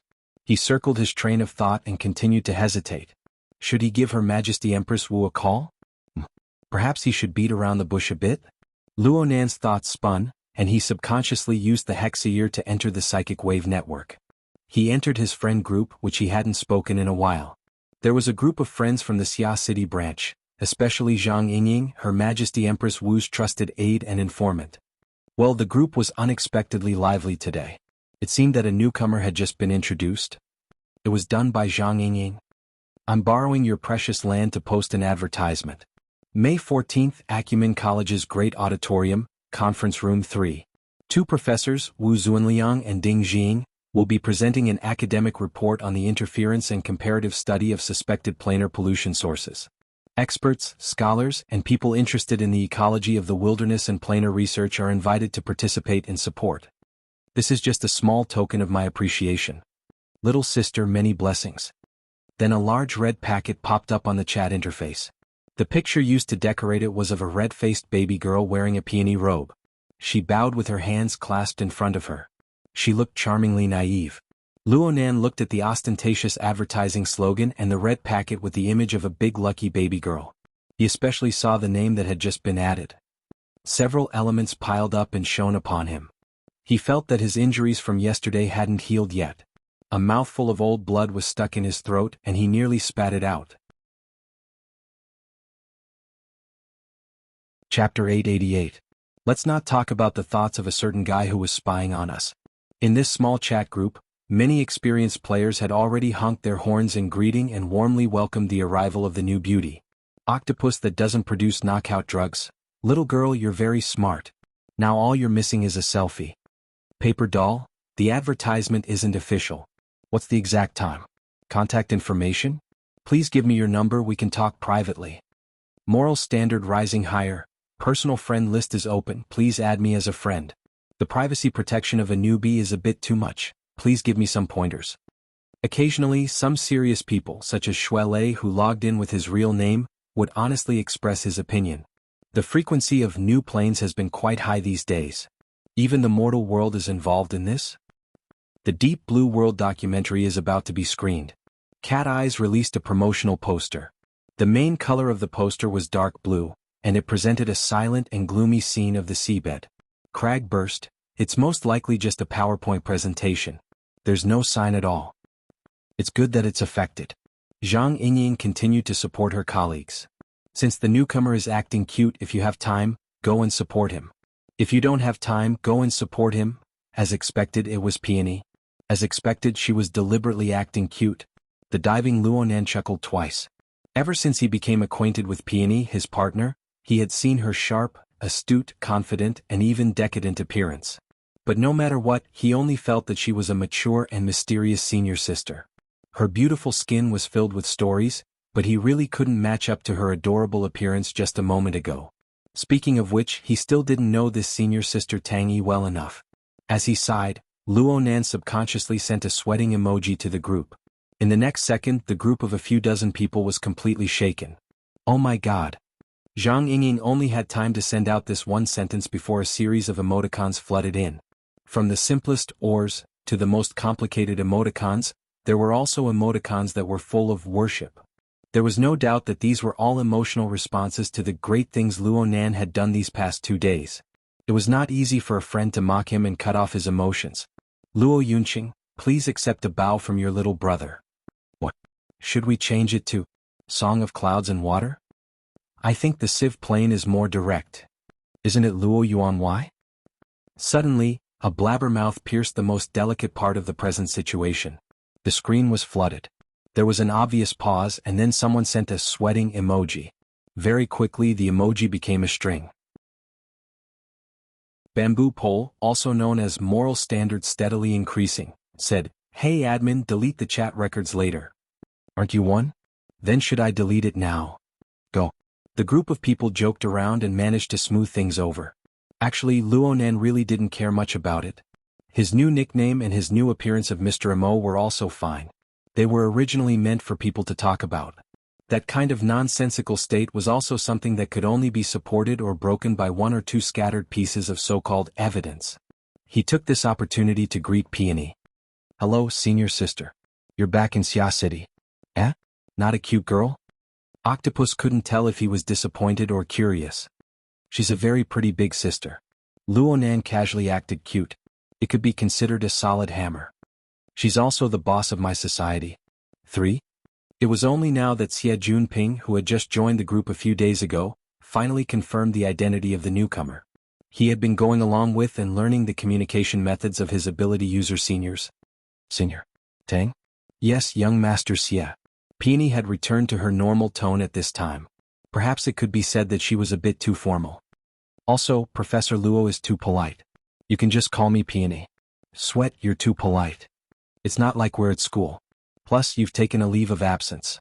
Everyone isn't optimistic about the possibility of you resuming classes. You can't be thinking that calling me senior sister will be beneficial, right? The bad friends in the group confirmed Peony's true temperament. They immediately slapped the table and laughed wildly. Peony spoke before Luonan could respond. In this way, we're all people of society. Professor Luo, you're the thigh. We're all counting on you to guide us. Luonan was speechless for a time. Perhaps Peony was having her period today. Otherwise, how could her mood change so quickly? She put on a cute face to others, but she was full of sarcasm to them? Luonan was a bit embarrassed, but Peony's words received considerable support and resonance in the chat group. Dogs of wealth bark at each other. Of course, Boss Luo needs to bark a few more times right now. Can you make an appointment for a face-to-face tutorial class? Speaking of which, 2 days ago Gao Tianshi and the others played with a bug in the fortress. Boss Luo, you should take the time to overhaul it. It was hard to tell whether the words were jeering or grumbling, but Peony stood out from the crowd. She deliberately stirred up trouble. Speaking of which, Ying is righteous. She bluntly attacked Abner. Professor Luo, no, Boss Luo hasn't expressed anything yet. Yesterday's extraordinary roundtable conference, especially the details of the conference, had only circulated within a small circle. Most of the members of the group didn't know about it. However, the name Abner reverberated like thunder to the ears of the members of the Ability User Society. So much so that a series of dumbstruck emojis were sent over the moment they heard the name. Zhang Yingying replied below, attacking a fellow that deserves to be attacked. It's none of my business. Luonan knew about this matter. Although the majority of the people in the virtual conference hall were extraordinaries, the number of spectators was enough to spread out the probability distribution of the altar spiderweb and daytime nightmare. What's more, there were so many people who intentionally disturbed them. He had followed pretty much the entire time, so he knew the situation inside like the back of his hand. But Luonan didn't know what to say for a time in this sort of communication environment. Words of thanks were certainly not enough. It would be too distant. But what should he say? Luonan felt a bit peculiar. His heart was a bit muddled. He was uncertain. He couldn't see clearly. He always felt a bit awkward. Luckily, Peony spoke up at this time. According to the rules, there has to be some benefits. Speaking of which, the first thing to do is to protect her. Otherwise, President Abner will crush her to death with a single finger. Of course. Luonan recovered with great difficulty. He subconsciously sent a message. If Abner dares to reach out, I'll break his bones. Wow. Domineering. The boss is mighty. Take a screenshot as a souvenir. Zhang Yingying went along with the fun and sent a starry-eyed gif. Her eyes were red and her heart was in a mess. But she didn't say anything after that. Luonan's feelings became even more subtle after he said those words. What was up with this sort of, it's only right and proper to talk nonsense feeling? Don't forget about the benefits. Isn't it only right and proper to give benefits to others? The opposite is a mess. This is society. Peony seemed to be sighing with emotion. Think about it. These words are said to a true God. You want to give them benefits, give them rewards and so on? Is this a bribe or an insult? It's like a world war. This is society and its rules. Luonan wanted to send another message, but he didn't know what to say. The subtle feelings in his heart continued to grow, and he seemed to understand something. Was this Peony's idea? Or was it her boss' idea? In the end, he didn't chat too much in the group.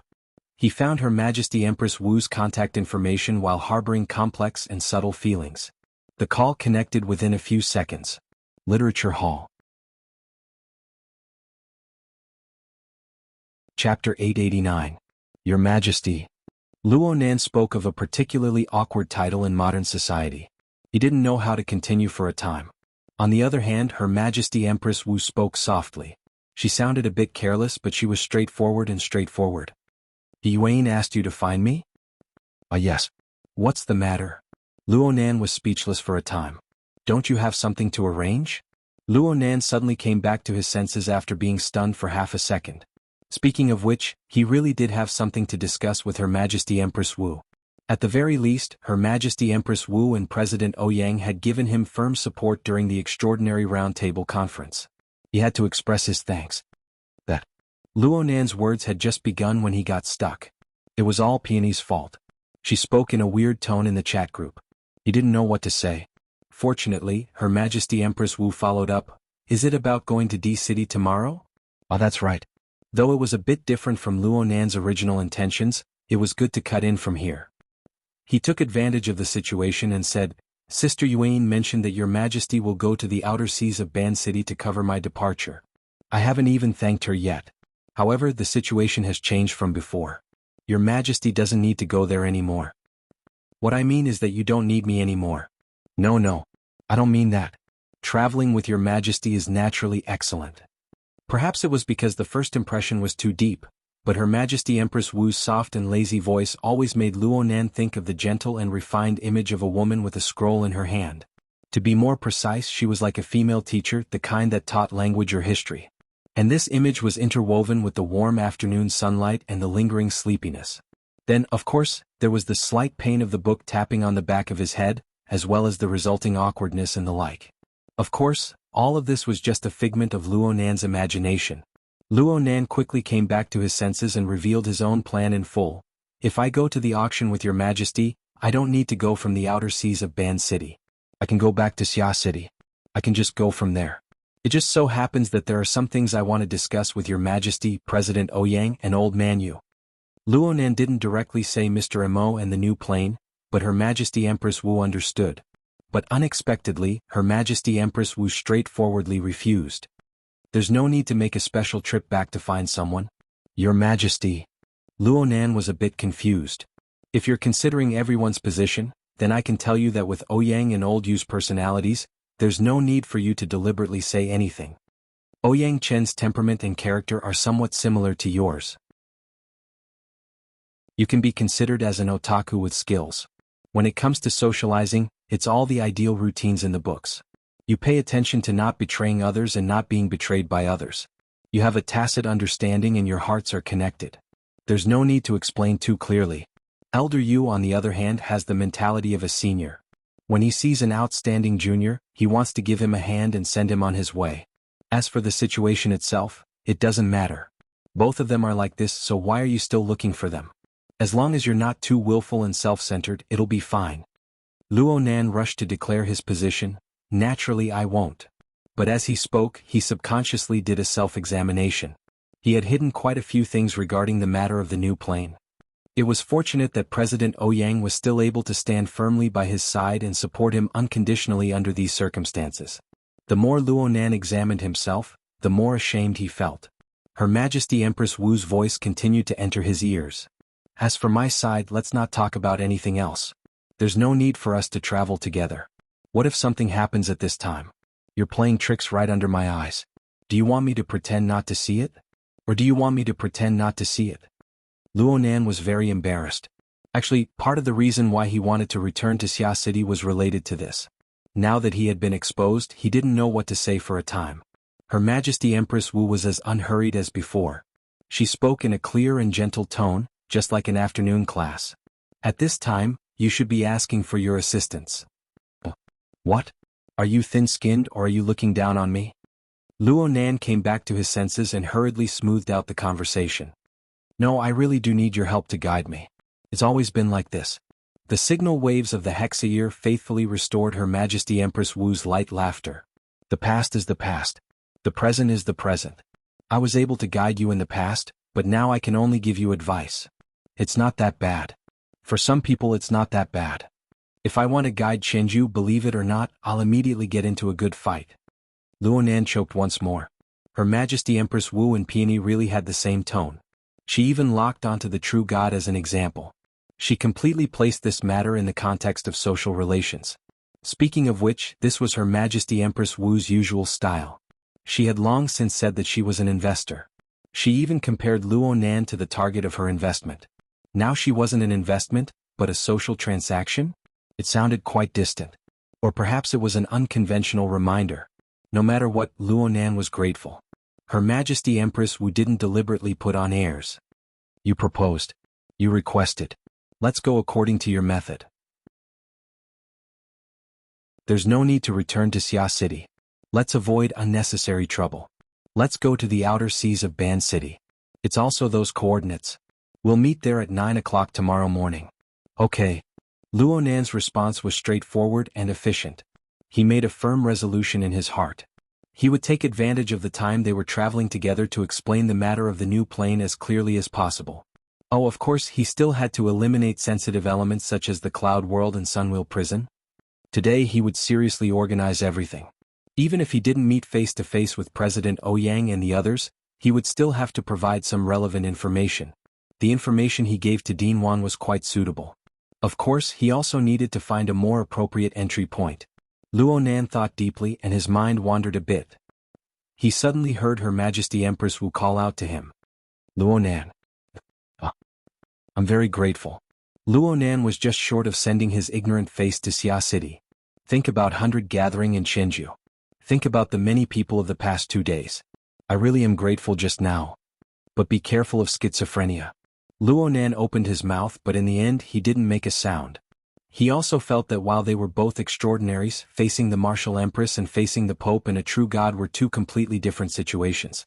This could barely be called the difference between friend and foe, the difference between inside and outside.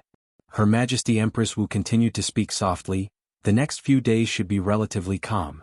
There will be a few tacit understandings due to the involvement of many parties. Even if 100 gathering in Chenju are unscrupulous characters, they won't go so far as to disturb us excessively. But no matter how calm it is, the day of the auction will reveal the dagger. You must be prepared. Luonan actually calmed down when it came to this topic. He responded softly, I understand. Many thanks, Your Majesty. Chapter 890. Sure enough, the following matters on the surface were as Her Majesty Empress Wu had described. She was at a level where she wouldn't be affected if she didn't deliberately observe it. However, it was unknown how many bubbles were changing and dying in the depths of this seemingly slow state. It looked like the same body of water, but with the passage of time, it was likely to be different. Under such circumstances, it was Tuesday before they knew it. Today was May 14th. It was also the day Peony had released an advertisement. 2 experts in ecology would hold an academic lecture in Acumen College's great auditorium. Luonan certainly wouldn't be able to support them, but he had already obtained the relevant courseware and materials from Peony last night. He hurriedly studied it twice, feeling quite emotional. However, his main focus was still placed within the hazy and shattered Misty Labyrinth, as well as the virtual brain system that had continuously operated for over 30 hours in the inner universe. Within the Misty Labyrinth, Rue Wen's search and the observation of the lens had already made some progress. As for the inner universe, this simulator relied on the external neuron structure and Luonan's formidable computing power to simulate it. Using the brain in a jar mode, it imported a huge amount of external data and executed an extremely complex automatic editing process. Up until now, there was still no definite outcome. This didn't mean that the automatic editing process was a mess. In fact, the results produced by the simulator at this stage were already quite impressive. Impressive to the point that it was a bit excessive. Right now, the virtual work area in front of Luonan reflected a dark red glowing mist. Hundreds and thousands of specks of light were scattered within. At first glance, it looked like a nebula in the depths of the universe. It was a bit similar to the scene reflected by the lens. But there was a fundamental difference between the two. The nebula scene produced by the lens was a combing and mapping of the complex and deep misty labyrinth. It embodied the result of simplifying the complex. It was just that it was embodied in an intuitive manner in the end. It was roughly equivalent to a slideshow. But this dark red nebula simulated by the inner universe didn't have any simplifications. It was the direct result of the simulated spacetime structure rendered by the brain in a jar mode. The rigorous core and the complex structure had already far exceeded Luo Nan's imagination. What he had originally conceived was just a so-called plane that he had pieced together by hand. It was nothing more than that. His target of reference was the Format 70 Research Institute created by his mother and the cloud world. He could probably play around with some fancy spacetime distortions between the two. It would be fine as long as it looked larger. But this dark red nebula, judging from the logic, parameters, and results of the simulation, to truly replicate it in the real world, the diameter would need to be about 10 or 20 light-years. That's right, the unit of measurement is light-years. Moreover, this so-called nebula was not the same concept as what was taught in textbooks. It was definitely not just a cluster of interstellar gas and dust but the result of the interlacing, squeezing, and twisting of multiple spacetime structures. Inside, there were star systems similar to the solar system, as well as spacetime interfaces of other dimensions. The maze of mist collided with the space of Earth, and the broken pieces and rules interweaved to form a world of clouds. Such examples were everywhere in the dark red nebula. In the simulation results, a diameter of nearly 20 light-years showed thousands of relatively complete but completely different spacetime environments.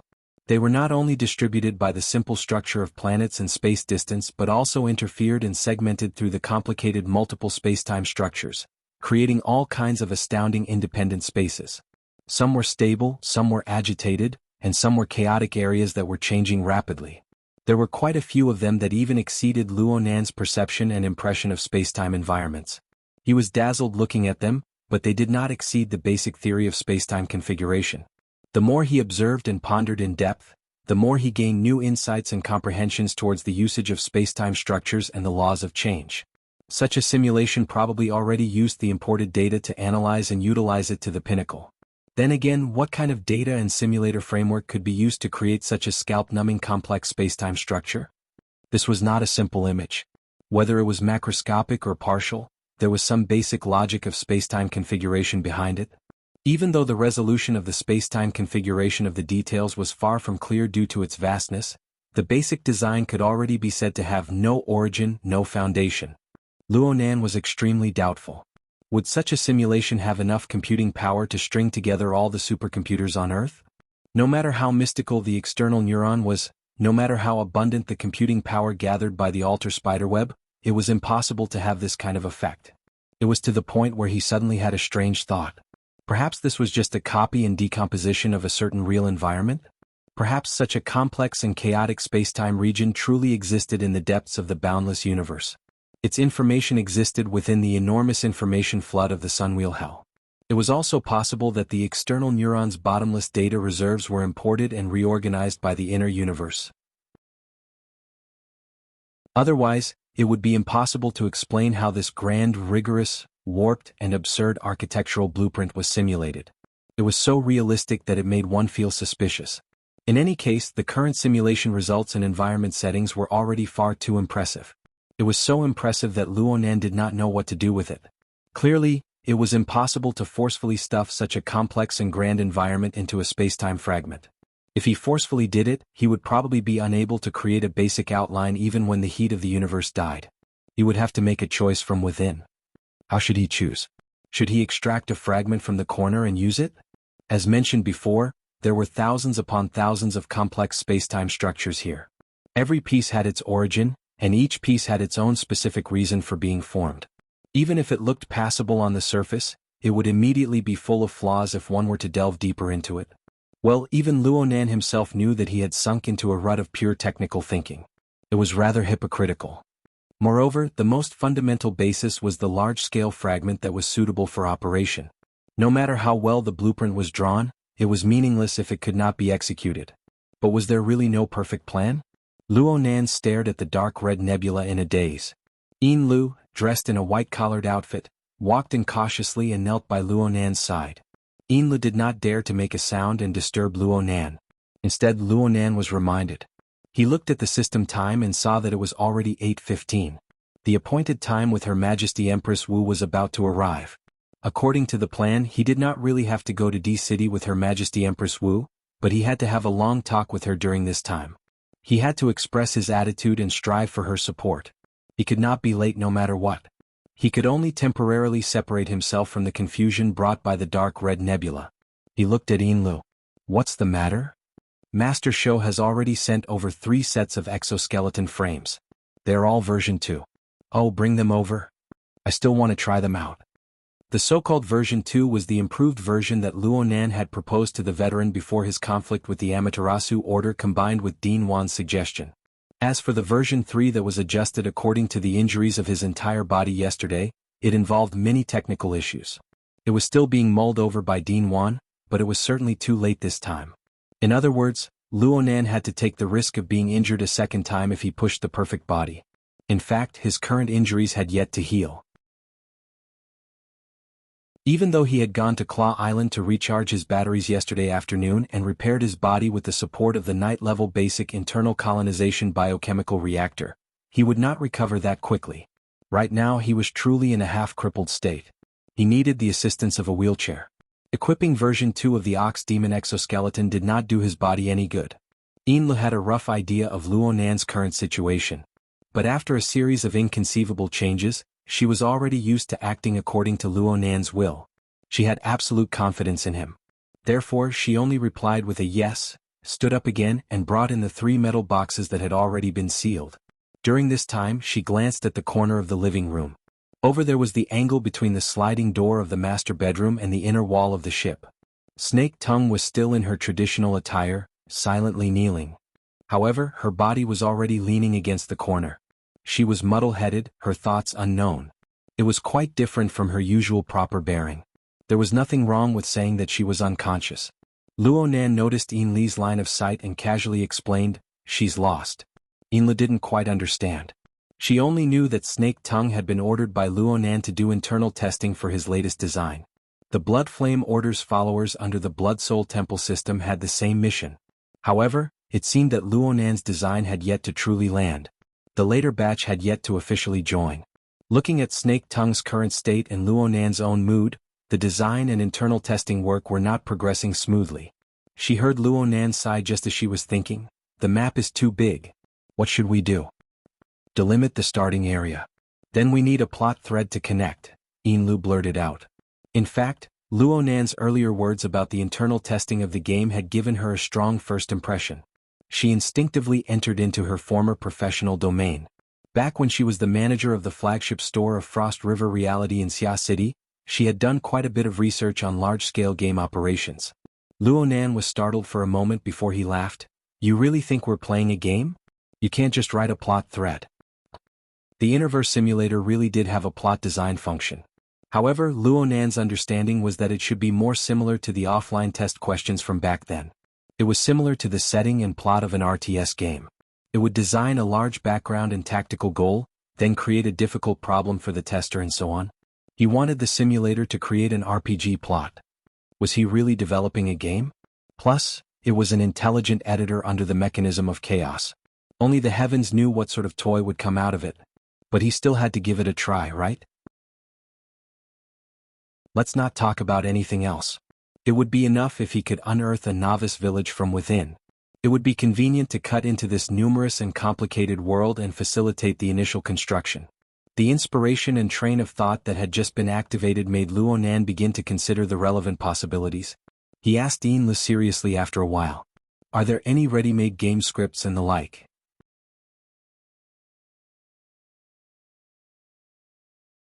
Chapter 891. Over the past 2 days, the sun in the surroundings of Ban City had been rather reserved. Most of the time, the sun was hidden beneath thick clouds or mixed together with the mist on the surface of the sea. Occasionally, a speck of gray-white light would be revealed. It was lifeless and gloomy just like a story. But no one knew if it would be like this tomorrow or the day after. The Flying Devil Ray liked its current environment quite a bit. It swung its well-developed pectoral fins, controlling the airflow of the sea to hover steadily in midair. Yinlu had fed it quite well during this time. It was plump and strong, and its streamlined body would naturally produce exquisite and detailed deformations when it stirred the airflow. From the inside to the outside, it formed a cavity with special functions. These internal and external cavities coexisted with tenacity and fragility, but they were especially rich in changes. They were constantly switching and adjusting. This wasn't an innate instinct of the Devil Ray. Instead, It was the result of Luonan referencing the weapon configuration design of the virtual brain system. Luonan had continuously trained it for over half a year, basically forming a nerve reflex. It made excellent presets for the construction of the infrasonic wave array structure, and it also increased the devil ray's perception and offensive changes. It must be known that this fellow possessed considerable electromagnetic abilities. If it could be utilized properly, it could be used as an exoskeleton module in certain situations. In fact, Luonan had given this devil ray the name, Cheat. Unfortunately, Zhang Yingying and her group felt that this name was rotten to the core. And this big fellow, who was exceptionally irritable due to its mutation, wasn't as cute as Ink and Jerry. It was normally called the Devil Ray, and this name gradually faded into oblivion. Luonan stood in the head region of the Devil Ray, one hand supporting the side of its head. This image was probably one of the most feared threatening forms of the world government and the military. Emotional weapon of mass destruction. Mobile infrasonic wave array. Mach 4 slaughterer. Nicknames such as these spoke of the fear and helplessness the secular world had toward the supernatural powers of the inner world. Luonan's age and personality made him particularly glaring amongst the group of powerful individuals. But in reality, how much better was he compared to the other in terms of essence? At this very moment, it looked like only civilian fishing boats were operating within a range of 50 nautical miles in diameter. But Luonan was able to sense detection equipment coming from the sky, the sea, and many other areas. They were doing their best to break through the interference of the clouds and mist to lock onto his position and pay attention to his movements. As time passed, more and more people joined in. Luonan didn't care. This was because this situation had been set in stone ever since he rode the flying devil ray to rise from the bottom of the sea. He had stayed in this region of the sea for a long time. In fact, this was the effect that he hoped to achieve.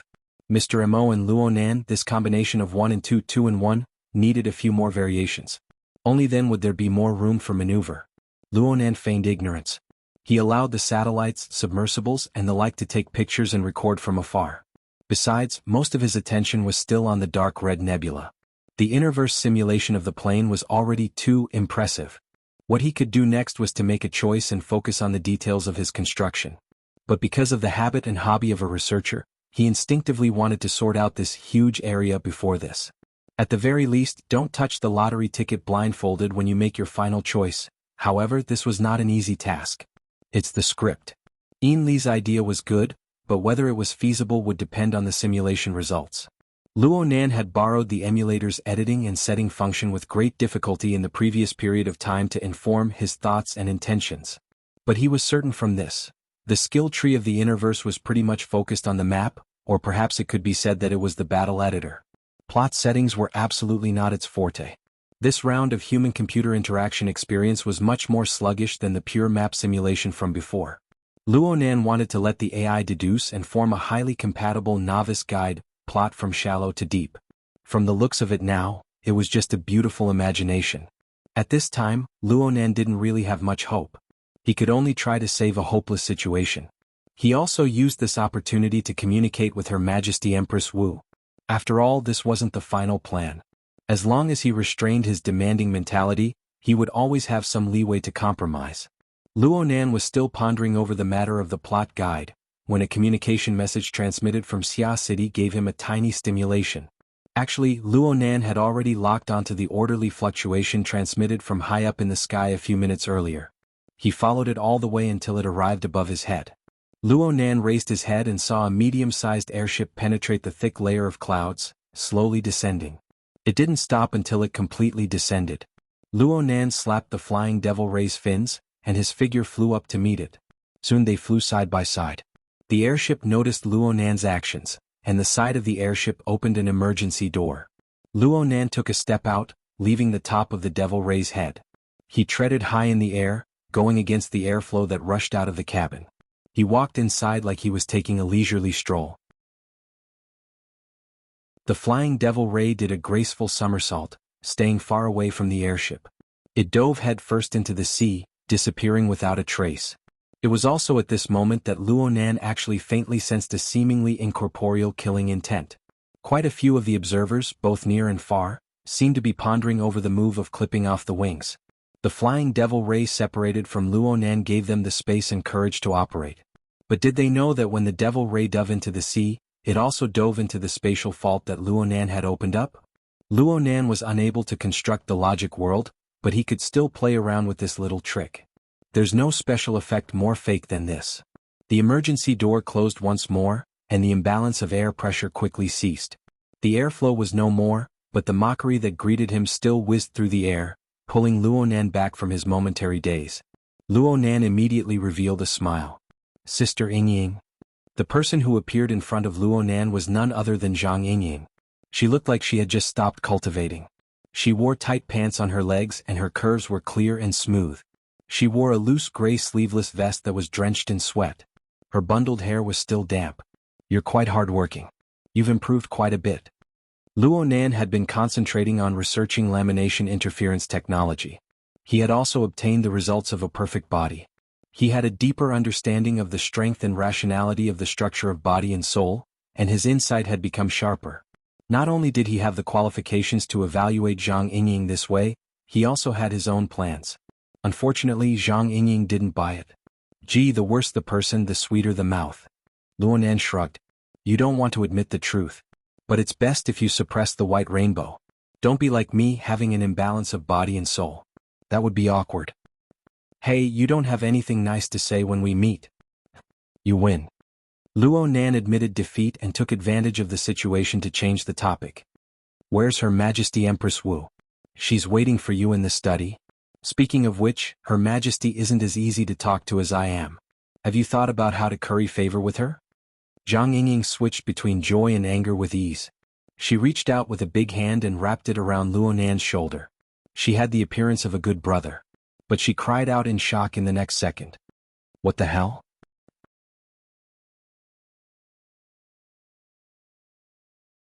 Chapter 892. Zhang Yingying raised her hand reflexively. Her fingertips rubbed twice, quickly dispersing the cool dampness. However, the feeling of being pressed into a layer of water remained in her memory. It was exceptionally clear. She subconsciously reached out to pinch. Luonan shrugged and flicked her hand away. I'm ashamed. I really can't split myself into two at Band City, so I used a smokescreen. Tired my ass. You're practically playing with flowers, okay?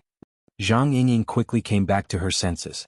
She quickly completed a successful association, connecting the conjectures and hypotheses she had for the past 2 days. So it really is Luo Yuan Y.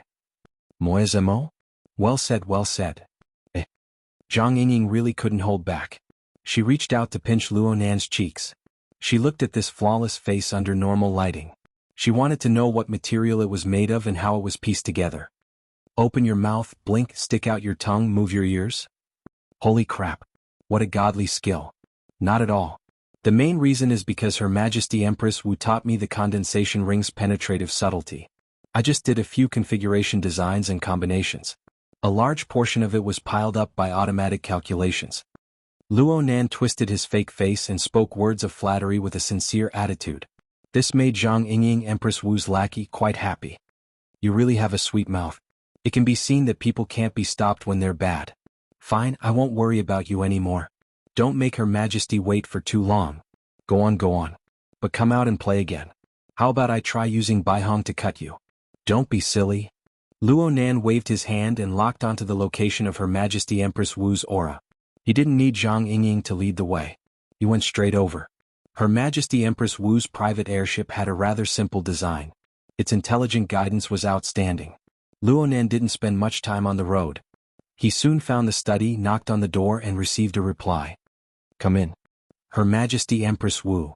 Luonan pushed the door open and entered. He saw today's important target.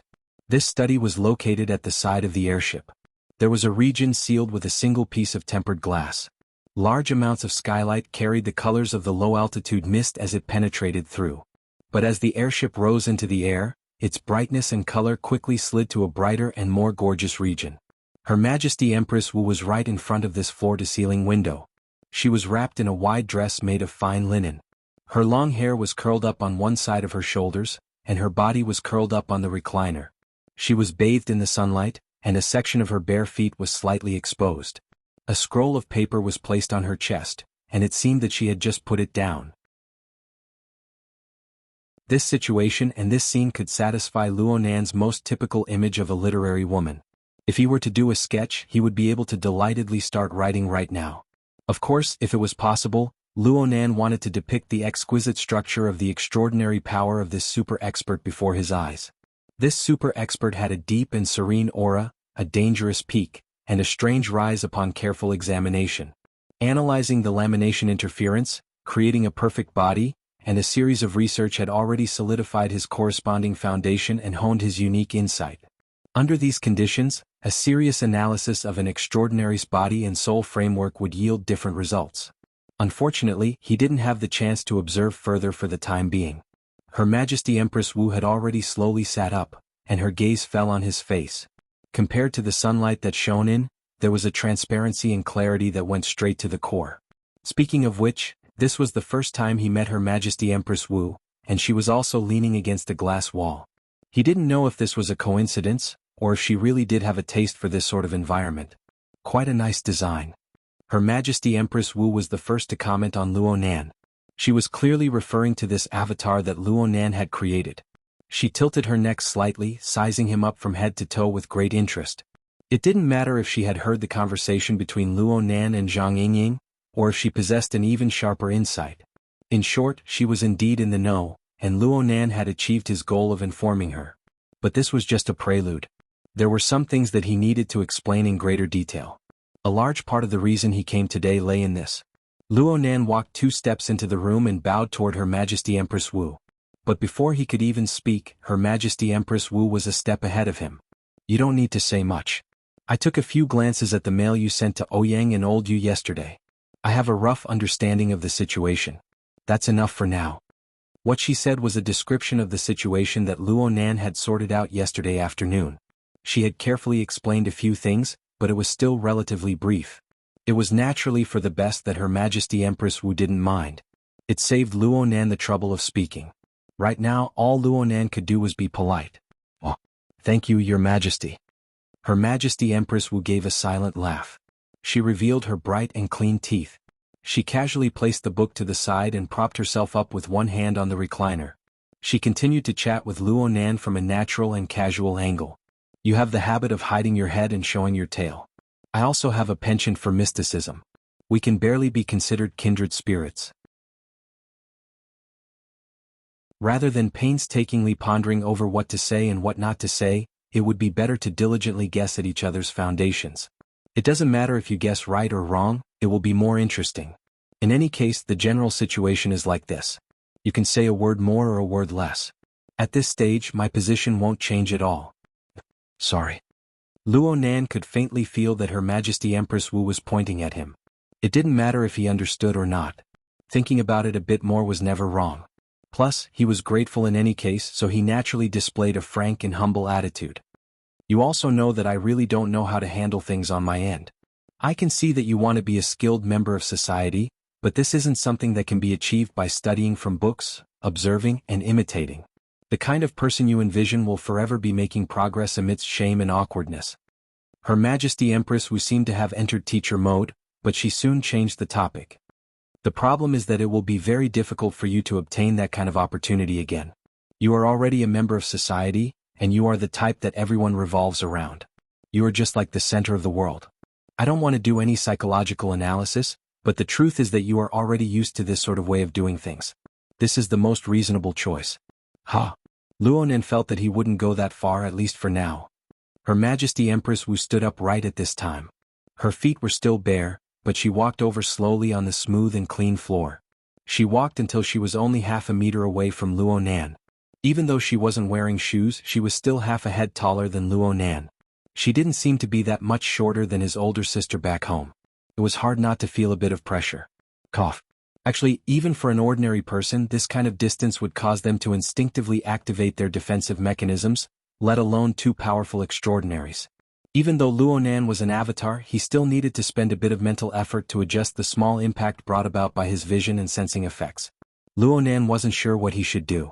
In a moment of absent-mindedness, he saw the person in front of him raise her hands and reach forward.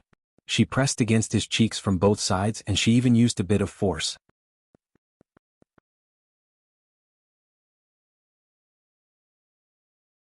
Chapter 893. Under Luonanmu's stupefied gaze, Her Majesty Empress Wu's skirt sleeves slid down to her elbows, revealing jade white and smooth forearms. Her clear gaze shot straight through the narrow passageway formed by her two arms, and their gazes intersected. This action was somewhat similar to what Zhang Yingying had done earlier, but how could it be the same? Luonan was truly a bit stupefied, so much so that he missed half a sentence. Luckily, Her Majesty Empress Wu quickly spoke, her voice clear. This is the masterpiece of Luo Yuandao and the others. This was because the so-called formatting theory that they taught was quite outstanding. It was like the logic that this universe should have. Even if the framework was too strict and caused one's growth to be delayed, as long as one kept digging within the framework and relied on the logic of formatting theory, one could deal with many things. And until now, those idiots outside haven't given you a single question that's beyond the syllabus. Are you talking about me? Luonan came back to his senses in a half-awake state. He struggled out of the bewilderment of his basic emotions and instinctive reactions. He vaguely felt that he had heard similar words before, but he forgot whether or not they had come from Her Majesty Empress Wu. The point was, he had always been happy with such expressions, so he took the opportunity to catch his breath and bowed his head in thanks. Thank you for your praise, Your Majesty. Do you understand it that way? Her Majesty Empress Wu laughed involuntarily. She withdrew her hand under Luonan's confused expression, but she still maintained her current distance. She looked down at Luonan's eyes. Do you think I'm praising you? Let's just take it that way. But forgive me for being blunt, there's no future in the mental path. Luonan had forgotten how many times he had fallen into an awkward situation where he was unable to continue the conversation. The most direct reaction in his mind was, preposterous. It must be known that the Iron Triangle of Xia City, including Her Majesty Empress Wu, were all on the mental side. A feeling of absurdity filled his chest. However, when it came to a technical discussion, even if it was more macroscopic, he still maintained his composure and found the corresponding logic. Your Majesty, do you mean that we shouldn't focus on the spiritual side, and that we need the material and spiritual sides to go hand in hand and interact with each other? What he did not say was, just like Raven. Yet here, Her Majesty Empress Wu carried out her mysticism, smiling without saying a word. Luonan's chest felt a bit stuffy. He could only continue his train of thought. If this was what Her Majesty Empress Wu meant, then, it was quite reasonable. Though Luonan had always put special effort into the mental side, he had always used his mother's coupling theory to build a body and soul frame where the God gear and body gear interacted. Logically speaking, it could not be considered particularly biased. However, after killing Gong Qi, the winner takes all rule of the altar spiderweb was activated, seizing all of Gong Qi's soul energy. This caused his accumulation in the mental aspect to skyrocket once again, distorting the structure of space and time, and basically forming a sandwich domain. This brought about a new round of imbalance between body and soul. It really did bring quite a bit of trouble to Luonan. If that was the case, it would make sense. Luonan hesitated for a few seconds. He saw that Her Majesty Empress Wu was still smiling. Her Majesty Empress Wu didn't have any explicit intentions. Luonan thought about how she had once refused to listen to his cultivation insights. She had even said, "My medicine is his poison." Right now, this line of thought was probably working. In this way, Luonan could only respond, "I will pay attention. I will ask His Majesty for guidance later." Only now did Her Majesty Empress Wu make a move. She reached out a hand and pressed it against the chest of Luonan's avatar. She pushed it back slightly, pulling some distance away. How about it? Now you've encountered a social partner that doesn't revolve around you. Plus, you have a request of others.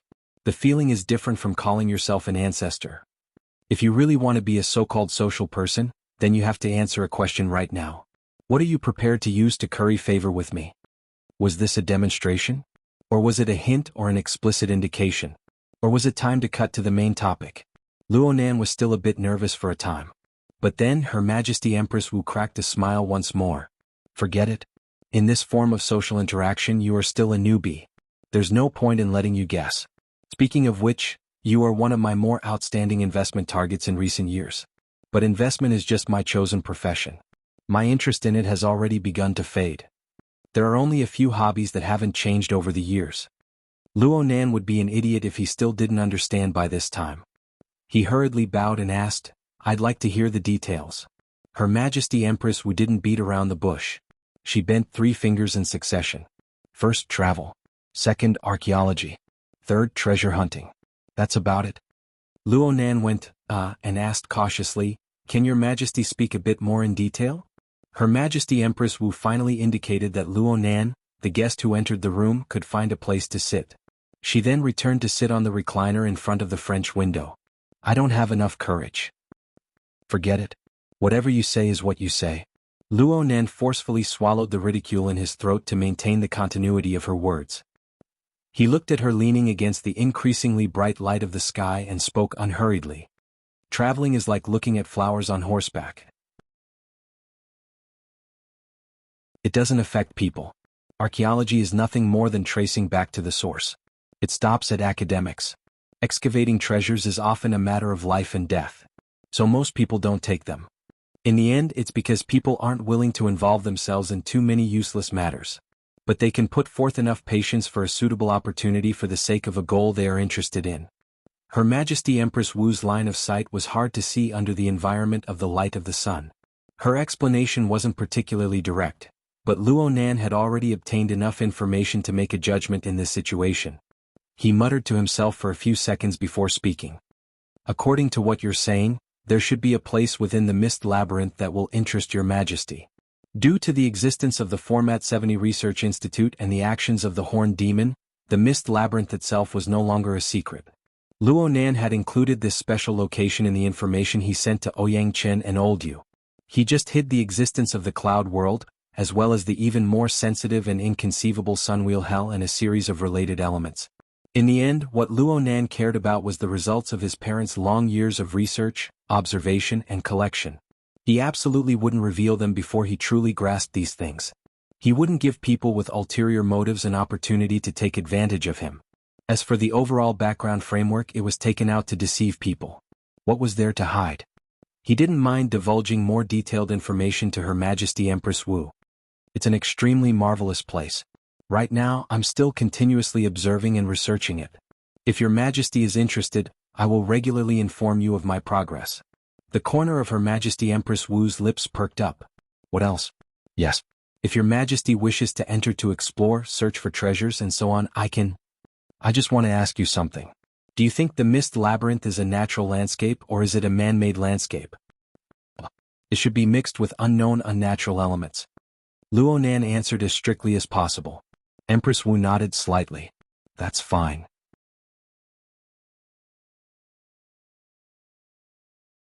Chapter 894.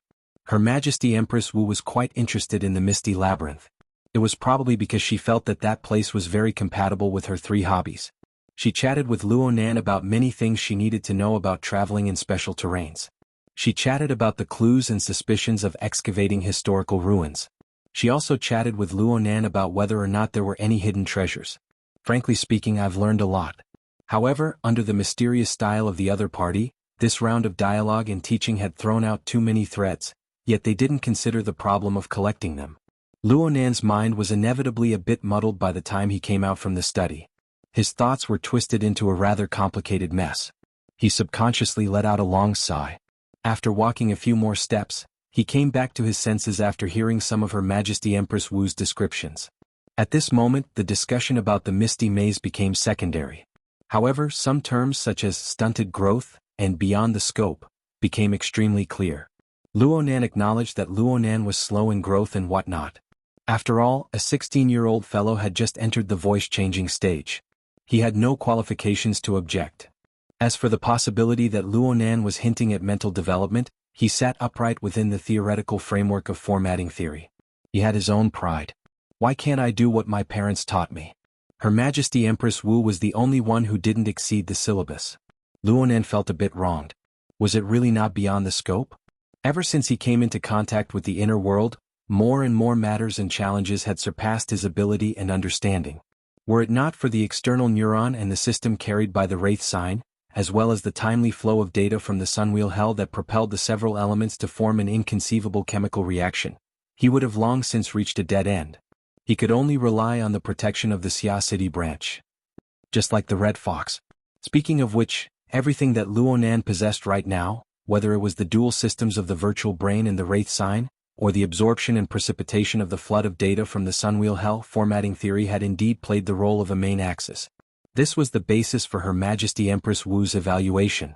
However, the more one studied all of this, the more profound and boundless it would become. In the process, the more trouble it would cause. The two were directly related. Luo Nan was faced with a situation that was becoming more and more complicated. It was unavoidable for him to accumulate a sense of exhaustion. "Oh, Luo Yuan, why?" Zhang Yingying greeted Zhang Tai in the same look as before with a towel over her neck. "How long do you want to stay in the airship in this state?" Luo Nan had a new nickname on top of his head. He finally came back to his senses and grinned. "Since I'm on the ship, I must follow her to T-City." Zhang Yingying was very surprised. T-City? If this thing followed him, where would the real body come from? This thing followed. How is the real body coming? Or should I use this thing to go? Yeah, what's that? Zhang Yingying's eyes curved into crescents. Luo Nan slapped his forehead. His vexed mood was like that of a normal person, but he used this opportunity to adjust his state of mind. He strove to put on airs. Zhang Yingying frowned. "In other words, I'll have to spend 10 hours with this thing?" Luo Nan was already numb to the terms "this toy" and "that toy." But soon he raised his eyebrows. He was no different from a real person. "We can spar a bit. We'll use this toy." "Go to hell." Zhang Yingying understood this quite clearly. Her eyeballs swiveled and she didn't mind the tide. She extended her arm and wrapped it around Luo Nan's shoulder. "Since it brought your thoughts and feelings over, it can play games. Why don't we start with 10 days? Luo Nan's heart stirred when he heard the word game. He was a bit hesitant. "I've never tried this before. Virtual reality tests the bionic nerve conduction quite a bit. I'm afraid I'll have to do some more testing." "Who asked you to play such a high-end game? Just a projection is enough." "You mean AR mode?" Luo Nan was a bit disappointed, but he soon thought back to the past. He couldn't help but laugh. "Those on the Lanshan warship are fine too." Ruiwen stared at him for a moment before laughing. Then she quickly waved her hand. "Forget it. Some people's levels have risen, and they can't afford to eat plain tea and plain food. I have a helmet here, so I'll provide the equipment. But I'll say the ugly words up front. This is a limited edition. If it gets penetrated by moisture or if there's an electrical leak, you'll be fined 10 times for destroying it." 5 minutes later, Luo Nan sat cross-legged on the floor in the training room of the airship. He put the legendary limited edition tactical helmet on the head of the avatar and entered binding mode. He connected it to the internal sensors, debugging it with relish. In a sense, this was a high-level test of the perfect body. It was to see if the avatar's structure could conform to the deep physical and structural logic of the human body. If the avatar could deceive the relatively advanced Frost River reality system, then it would be the same as taking another step towards the ultimate reality. When that time came, the only thing lacking would be materials and nothing more. Zhang Yingying sat cross-legged on the floor. She was only 2 to 3 meters away from Luo Nan. Her hands were pressed against the floor as she leaned back. She sized up the Waterman avatar, which was more and more indistinguishable from the real one. A long time passed before she sighed. Then she turned on the AR mode of 10 days in the wilderness and started playing online combat. She won 2 rounds without any energy. She was matched with an opponent in the 3rd round when she suddenly heard Luo Nan speak. "It's done. It's done? It's done." Today the two of them were addicted to imitating each other. Zhang Yingying rolled her eyes. "Can you use this helmet now?" The avatar's head was still buried in the helmet, but it did not really rely on its throat to speak. Its voice was still clear. "I've already passed the ability user test. It's a pity that I lack other simulation equipment. It would be perfect if I had the 6 degrees of freedom hero seat." "Hey, you're pushing your luck. I'm saying that this is enough. You can try a mental battle right now. The AR mode will be able to test. Sister Yingying, can you help me out?"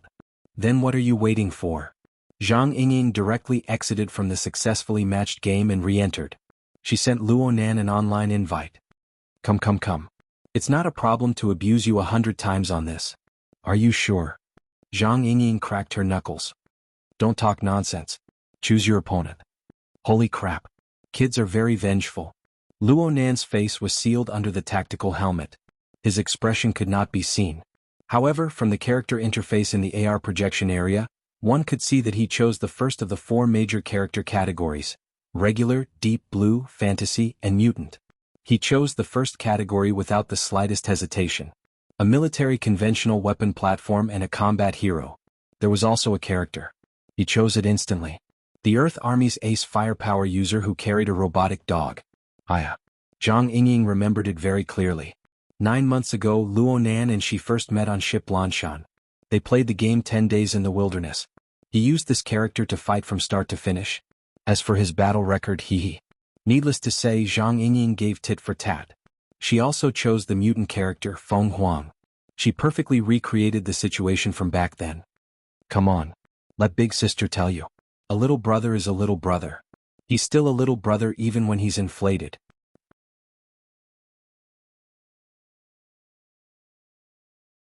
Chapter 895. Zhang Yingying's bold and visionary words lasted for a total of 3 rounds, a total of around 8 minutes. A muddle-headed round. An emotional round. A calm observation round.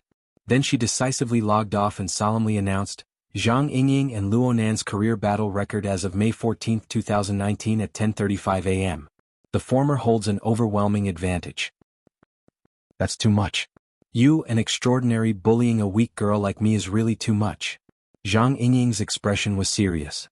She immediately sent a screenshot of the career battle record to the group. She also sent it to social media. As expected, her wristband began to vibrate continuously in just half a minute. The notifications didn't stop.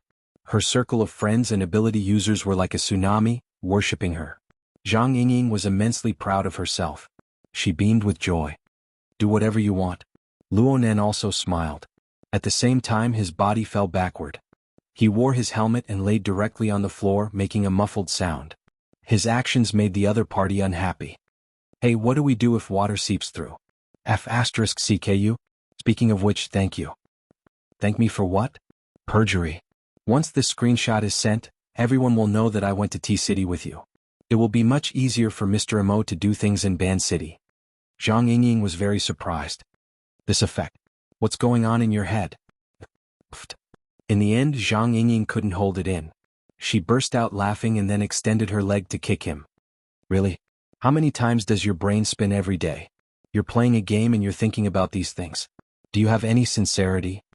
Perhaps it was because his avatar was lying on the floor, but Luo Nan, who shared this posture, actually had a bit of a lazy mood. No matter how Zhang Yingying rubbed her toes against him, he was too lazy to move. His response was also slow and unhurried. It should spin a lot of times. There should be a lot of people, a lot of different aspects. It's like an enormous computer room. Buzz buzz buzz buzz buzz buzz. As Luo Nan spoke, Zhang Yingying suddenly stopped talking. She didn't make any small movements. She just silently gazed at him. It was true that Luo Nan was wearing a tactical helmet, but he didn't need to use his eyes to see Zhang Yingying's emotional changes. Was this pity? What kind of image did he have in the eyes of his friends? Luo Nan felt a bit uncomfortable under such a gaze. He subconsciously changed the topic. Speaking of which, 10 Days in the Wilderness has a story mode, right? Levels that introduce the background, environment and characters of the game. You don't have to be so petty. Even though Zhang Yingying didn't understand why Luo Nan was asking about this, she quickly adjusted her mentality. She answered seriously, even though the demand for a standalone game to be released in 10 days has always been high, there are far too many characters inside. There are still more every year. It's very hard to take care of all of them. There still isn't a story mode right now. There should at least be a basic introduction. Then we'll have to go to the official website. Luo Nan clicked his tongue. It's not too friendly for newbies, right? Speaking of which, I let Mo Peng guide me in. I'm going to crush them right from the start. Everyone here is a type of combat training, but there is still a simple tutorial mode for newbies. Where was it? To the left of the main interface's notice board, super unassuming. Zhang Yingying guided Luo Nan step by step until they found the entrance to the novice guide. Then she saw Luo Nan dive in head first. At the same time, he opened the official website and pondered over the utterly boring novice mode over and over again. What the hell are you doing? Reference. You're crazy. Though she said this, Zhang Yingying knew that Luo Nan certainly had some serious business to do. She didn't open her mouth to disturb him any longer. Instead, she flipped through the recordings of the first 3 rounds and reviewed them. She watched Haya's amazing movement speed. Under Luo Nan's control, Haya practically didn't move an inch. He played with heavy firepower to the effect of an inescapable net. From start to finish there were no mistakes. There were no redundancies. There were no mistakes. He arranged his brilliance very clearly, Then she picked up the memories from 9 months ago and compared them. It was as if a lifetime had passed. If she took today's recording and went to find Sophie, what would the conclusion be? Zhang Yingying pursed her lips and laughed at this meaningless guess. She raised her head again and looked at the game interface that was still presented in AR form. Luonan had stopped here for a long time. He tried the novice guide mission over and over again, starting a conversation with the virtual solemn drill instructor. It was as if he didn't feel bored at all. But as long as he was a normal person, how could he not be bored? The only things that could make a person endure boredom were other problems that were even more unbearable than boredom. For example, the deep pressure that Luonan unconsciously exposed. Zhang Yingying sighed. She stood up noiselessly and walked out of the training room. She left behind the most peaceful environment in the space. She hoped that the incorporeal pressure would slowly dissolve inside, and not continue to accumulate. Luonan knew that Zhang Yingying had left. He was able to understand this consideration. This undoubtedly gave him a bit of support and motivation. However, a person's mental state was always fluctuating. It was hard to fathom. Not long after he began to be alone, he was attacked by an intense sleepiness. Perhaps it was just like what he had said to Zhang Yingying before. The continuous stimulation of staying in a low-noise environment with a humming sound for a long time would bring about a stronger nervous inhibition, especially after a clear fluctuation of emotions. In a certain sense, Luonan was still quite clear-headed. He clearly realized that he was in a state where his body and mind were at the bottom of a valley. The most appropriate thing to do in this situation was to sleep. He thought about it. It seemed that he hadn't slept for a few days. The problem was that he was pressed for time. He would reveal his cards on the night of the 16th at the earliest. There was only 60 hours until now. The new plane was just an overly exaggerated blueprint.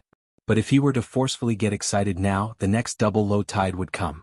It was very likely that he would be caught up in a fatal period. He wouldn't even have the chance to adjust when that time came. Two kinds of thoughts were fighting. The eyelids of his main body, which was still above North Mountain Lake, were also fighting. In the end, it was unknown who won. A gap was torn in the middle of Luonan's continuous stream of consciousness. It was boundless and unknown. From Luonan's perspective, he just needed to close his eyes and open them again. His consciousness connected once more. He continued to input the surrounding environment's information and made an interpretation. In theory, he could roughly know how much time had passed unconsciously from the changes in the environment. At the very least, he could just look at his watch. But at this moment, some sort of marvelous dislocation appeared in the stream of information that was constantly being input and analyzed. In short, when Luonan opened his eyes, he didn't see the cabin of a luxurious yacht. He didn't see the game interface where his doppelgangers were docked. He didn't even see the completely enclosed space of the tactical helmet. What he saw was a serious and unfamiliar face.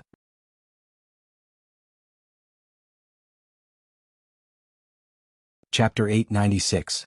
Wartime synchronization rate? A doubtful thought flashed through Luonan's mind.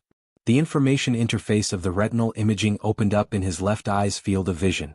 There was a clear list of data, but the words were not words he was familiar with. After a moment of shock, Luonan suddenly realized that the sentences spoken by this unfamiliar, serious-faced drill instructor were not the language he normally used. He could understand these languages, words, and symbols without any hindrance. Even when he understood this state of understanding, his body and consciousness were seamlessly connected to this dynamic scene. It was as if Luonan was participating in a first-person perspective virtual reality game. He looked at himself in the game and replied loudly. Synchronization rate is 0, Sergeant Major. Did you overtrain? The serious-faced drill instructor's expression was a bit sluggish. Then there was a moment of blurriness. Then there was a very clear frown expression. Your name is Luonan, right? If the synchronization rate was 0, you would be lying in the morgue right now. At this time, a new message popped up in his left eye's field of vision. It was the kind of mode that was like an explanation but also like a maxim. The Tianyuan Spirit Intranet is the framework that supports supernatural powers. It is the cornerstone of the self-evolving ladder to heaven. Without the support of the Tianyuan Spirit Intranet, the material universe is more ruthless than you can imagine. It was like déjà vu in a third-rate game. While Luonan was complaining, he displayed the qualities of a professional soldier in the game. He continued to respond loudly, Yes, Sergeant Major. That was what he said, but the current situation was as such. The drill instructor also discovered this. His frown deepened. Maybe you are a person with a complex environment? The recruitment office is probably so busy that their brains are fried. Then you don't need to participate in the follow-up test. The relay station is under siege. We can't send you to the rear. Go to the confinement room for a while. That might be the safest place right now. As soon as his voice trailed off, there was a dramatic echo. Violent tremors and muffled explosions came from afar, so much so that the floor beneath their feet was visibly shaking. But at this time, Luonan could clearly feel the stimulation of the surrounding gazes. He glanced out of the corner of his eye. He saw a row of soldiers dressed like him lined up neatly on both sides of him. It was just that their outfits were similar. The soldiers in this row were of different sizes. The tallest exceeded 4 meters, more than twice the size of Luonan. Though they all possessed a relatively clear humanoid structure, their skin, bones, and even their eyes, ears, nose, mouth, and other organs were not so certain. One of them even had a thick layer of stratum corneum outside his body, like a suit of armor. He was born with a bone exoskeleton. What exactly was this? Luonan, step out. Turn right. Seeing that he was about to be kicked out of the party, both in the game and the relatively transcendent consciousness of his main body were anxious. At this moment, a vague feeling of chaos attacked him. The data image in his left eye's field of vision was disturbed. It shook slightly and became blurry. When it became clear again, the numbers and symbols on it had changed. At the same time, a message box popped up. The Tianyuan Spirit Network has not been detected. Using the local database as a substitute for the simulator function's completeness data. Current completeness is 73%. This sounded like the tone of the virtual brain system. Luonan's consciousness was also momentarily dazed. In the next moment he merged with his character in the game, but he still followed the established procedure. He loudly reported, 73. Current status is 73%. Sergeant Major. The words were spoken, but the feeling of chaos in this scene grew more and more serious. Luonan was not muddle-headed in this environment. He was clear-headed. He became more and more convinced that this scene was probably the result of the plot simulated by the Innerverse simulator. He was already able to feel the simulator operating, extracting all the available data and integrating the relevant logic. But due to the shortcomings of its design, it was unable to meet the requirements of the plot design. It operated continuously and combined with the surrounding resources. The so-called resources were naturally the Wraith Sign system, including Luonan himself. Perhaps Luonan's subconscious was the crux of the combination of the three. The three worked with each other. When Luonan entered a sleeping state, they realized an interactive push, pushing the stagnant plot simulation forward. In other words, Luonan was really dreaming. He was dreaming an atypical lucid dream. This was an interesting yet absurd solution. The virtual brain system and the Wraith Sign system gave way to Luonan's self-awareness when it came to this kind of creative matter. Luonan subconsciously used the tools at hand to deal with this difficult problem.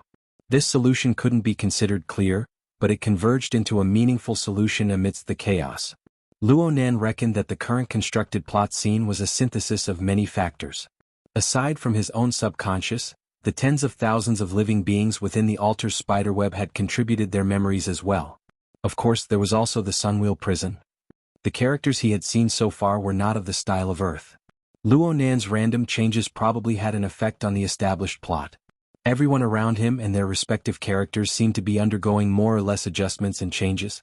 Frankly speaking, this was a bit out of character. Plus, the virtual brain system was still working very diligently. It presented some background data in the form of information frames before Luonan's eyes. Luonan was really worried that this chaotic scene would fall apart because he was too clear-headed. Maybe I should use the dreaming technique on myself next time before I go to sleep. After some consideration, Luonan temporarily closed the pop-up window belonging to the virtual brain system. This helped him experience the plot and the deeper layers of the plot in a more immersive manner. As for the deeper layers of explanation, he could wait until the end of this plot before comparing them. While Luonan was evaluating the situation before his eyes, the drill instructor with a serious face had already found a reason to explain the current situation within the chaos. The amplitude of your synchronization rate's fluctuations in battle is far too large. It's extremely unstable. If it isn't a problem with your built-in artificial intelligence, then it means that you're an emotional person. Luonan stepped forward. Luonan and the character Luonan projected no longer had any reason to refuse. They could only answer and step forward. Yes, Sergeant Major. I've seen your data. You've built a decent foundation in internal cultivation and truth opening, but you haven't formed a furnace yet. Your fleshly body isn't strong enough. You aren't suited for frontal combat. Go find Officer Liang Lu. He will arrange a follow-up mission for you. Luonan and his game character were a bit stupefied. Luonan was stupefied because he heard a familiar name. Luonan was stupefied because of the impact of this command. In any case, a brand new mission instruction began to pop out in his left eye's field of vision. The location of Officer Liang Lu was marked on a simple map of the base. Luonan stared at the special identification symbol of Liang Lu. He could not help but think, did the Interverse simulator simply borrow this name, or did it utilize a deeper layer of information?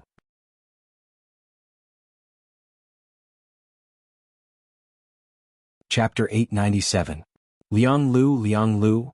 Luonan muttered this name, muddle-headedly, becoming an eliminated person. He walked out of the testing grounds, giving off the feeling of a walking corpse. At this time, every soldier's standard AI automatically accepted a new mission. It controlled the combat suit and connected to the omnipresent magnetic rails within the base. This allowed Luonan to advance towards the target area without touching the ground. Explosions rumbled from time to time, assaulting back and forth. Some of the waves were extremely heavy, so much so that the entire passageway would sway with an earthquake-like impact. This caused Luonan and the surrounding soldiers to sway from side to side.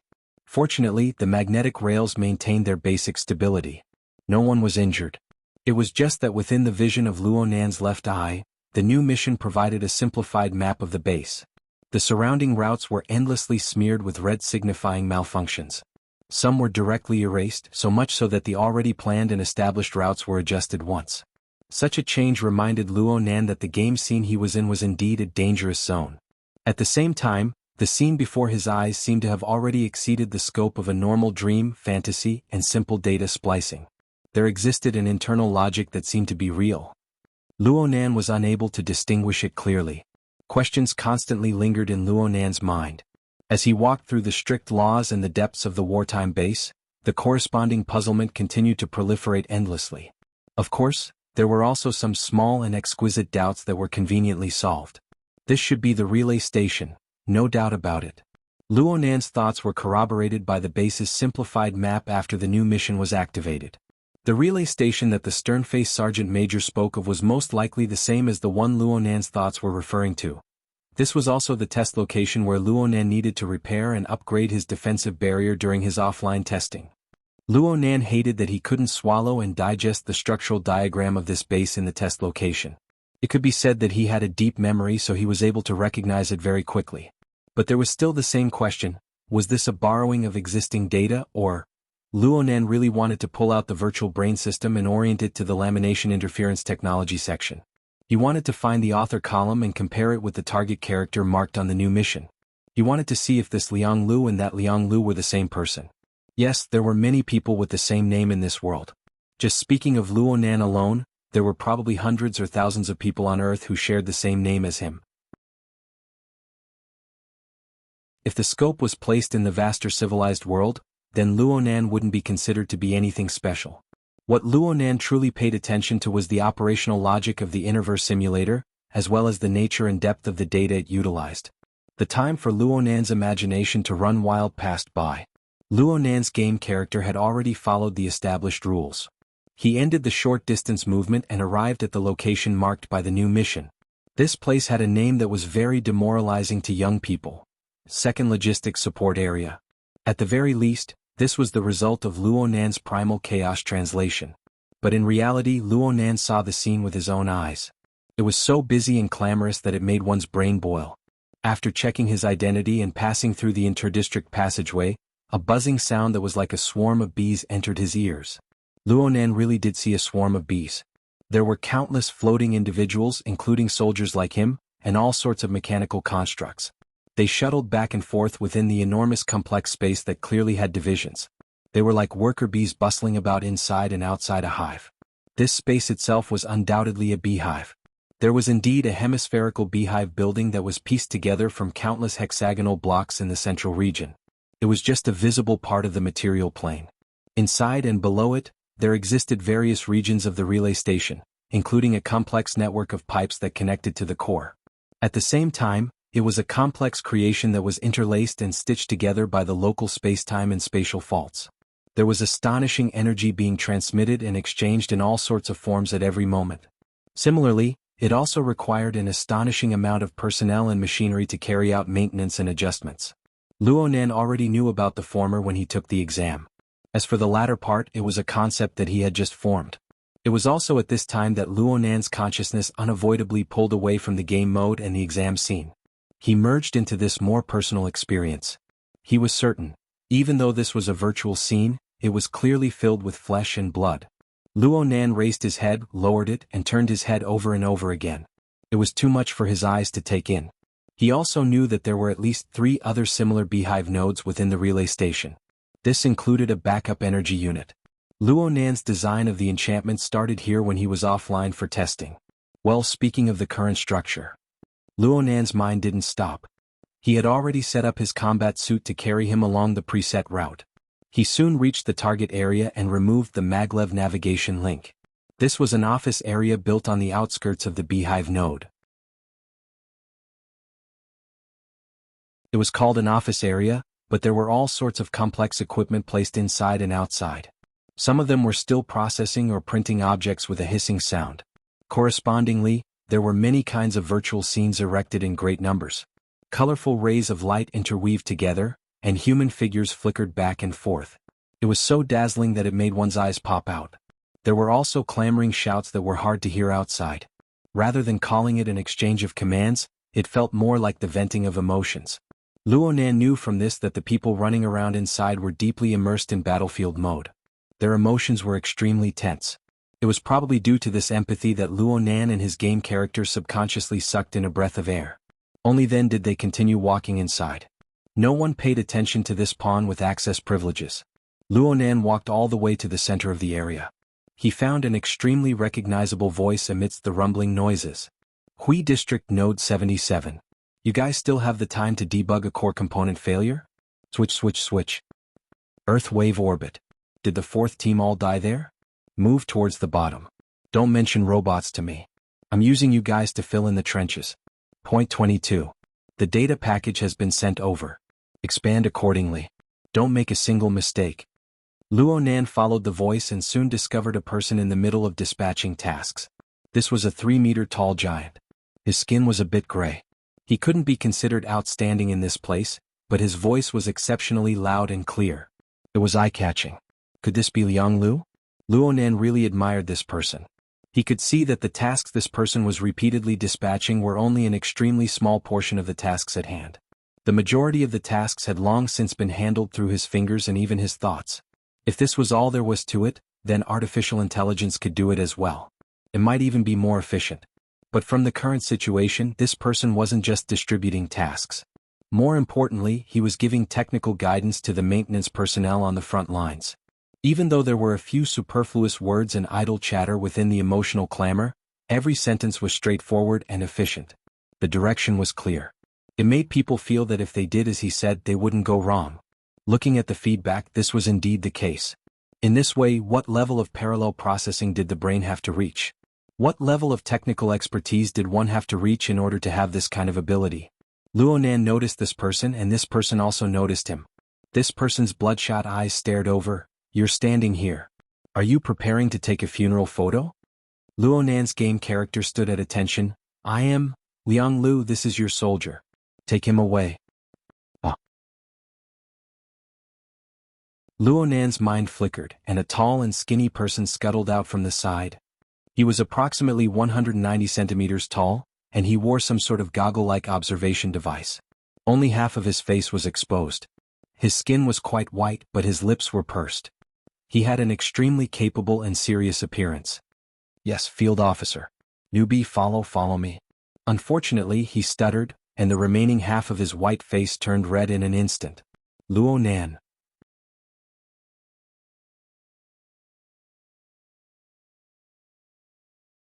Chapter 898. In any case, Luonan had already found Officer Jianghu, the target of the mission. It seemed that Jianghu wasn't too difficult to get along with. Actually, Luonan didn't really understand why the sergeant major had sent him here before. but the officer who gave the orders seemed to be of a higher rank and had already made arrangements. Luonan was happy to continue following the plot. He wanted to see what sort of arrangements the Innerverse editor or his own subconscious would make. Luonan glanced at the proficient officer once more. He obtained the officer's name from the auxiliary AI, Shengzhan. This name was quite odd, but he really was a capable character. Newbie, keep up.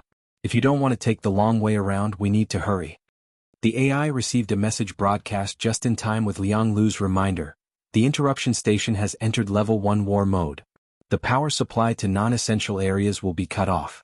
The soldiers' corridor will be shut down in 30 breaths. The auxiliary magnetic rails will be shut down in 120 breaths. Luonan knew that the breath was the basic unit of time in this interstellar civilization. It was roughly 5 times the Earth's standard second. 30 breaths was around 2.5 minutes. Liang Lu said, "The officer has already made arrangements. We'll be returning to the 2 Hives room to conduct your induction training there. If we can enter Tunnel 3 within 10 breaths, we can save around 70 breaths. We'll even have a bit more time to familiarize ourselves with the business." Luonan's game character gave a proper salute. "Yes, Officer Liang Lu." Liang Lu was quite satisfied with Luonan's response, but he didn't maintain his arrogance towards the end. The corner of his lips perked up. "There's no need to address me so formally. I'm not an officer or a noble. I'm just a rank 2 officer right now. I've only been in the military for 50 weeks. He took off the goggles on his face as he spoke, revealing a delicate and pretty but ordinary face and a pair of pure black pupils. There was practically no difference between him and a normal Earthling. Luonan still didn't know whether this was the result of the data splicing or if Liang Lu was like this in the first place. He didn't waste his time thinking about this. Instead, he researched and converted the 2 different time units. The extraterrestrial civilization he currently resided in used a concise decimal system for time units. Apart from the basic breath, which he didn't know the basis of, the minute, hour, day, week, quarter, year and other scales were all in decimal scale. Of course, Luonan didn't have the leisure to care about those proper nouns. These units were the result of crude translation. Some didn't actually have that meaning. They were just forcefully corresponded for the sake of neatness. This decimal system caused the time represented by each level of units to vary in length when compared to Earth units. The 50 weeks that Liang Lu mentioned was about 9 to 10 months in Earth's time. Indeed, he was still a newbie. It was no wonder that he still looked like a student. It seemed like he hadn't been trained enough in the military. Luonan gave his evaluation here, and his game character maintained a respectful attitude. He followed along, quickly merging into the spacious and empty space outside the hive. After a few turns, he entered a certain tunnel. The moment they entered, there was a slight sense of spatial dislocation. Half a second later, they came to a big tube, with a diameter of more than 100 meters.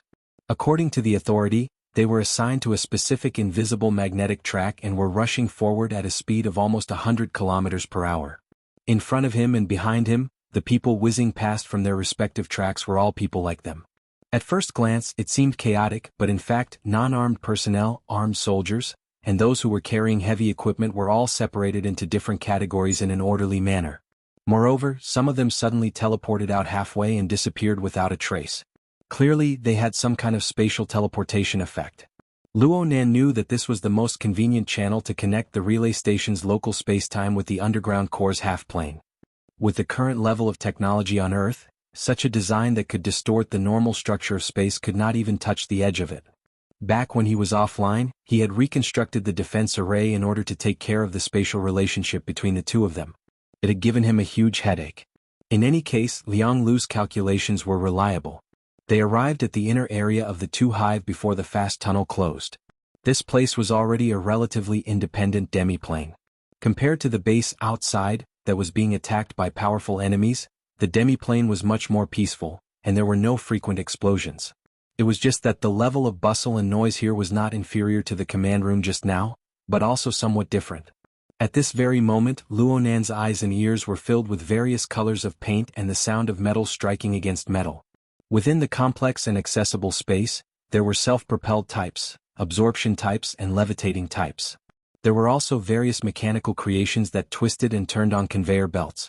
They continued to shuttle and push forward, converging into a majestic flood of steel.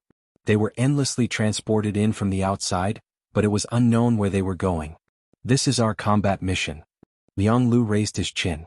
We need to get these fellows to operate again. Most of them seem to have no problems. Luo Nan relied on his own judgment. Liang Lu sneered, they don't have any problems by themselves, but thanks to a certain arrogant fellow, all of them have problems.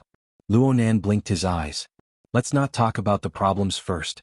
According to Liang Lu's words, could it be that they had to repair all of these tens of thousands of machines? Don't be nervous. First of all, you're just a newbie. You're just here to help. Second, there are many newbies like you. Third, these days won't be long. You won't need to add to the chaos when the reinforcements arrive. Lastly, believe in Colonel Sheng and my arrangements. They will absolutely take care of your current level. Liang Lu's words made the newbie Luo Nan feel a certain power of retribution. Liang Lu felt that Luo Nan's words were quite amiable. He continued with this tone and encouraged Luo Nan, I just looked at your data. You are one of the first batch of naturalized seed talents to pass the 100-year sequence after Calamity Era. Even though there was a gap of several thousand years before you, and no one had much experience, everyone continued to follow the standards of Jianghu's era. It's true that your grades are severely biased, but you still have quite the standard in the field of configuration. Of course, you're biased to the point that it's like you've skipped an exam. You can only display your abilities to the fullest extent in a technical post like us. Luo Nan heard many specialized words in a row. Things like Calamity Era, 100-year sequence, naturalized seed, Jianghu era. There were some he was familiar with, but there were also some he was completely unfamiliar with. The unclear meaning of these words continuously severed Liang Lu's explanation, making it hard for Luo Nan to understand. This was the disadvantage of an immersive experience. Luo Nan nearly reopened the virtual brain system's information window to see if there would be a proper explanation inside. And at this time the area where the two were located lit up with red light. Liang Lu, who had been speaking with confidence and composure, shut his mouth a bit earlier. He frowned as he received the external information.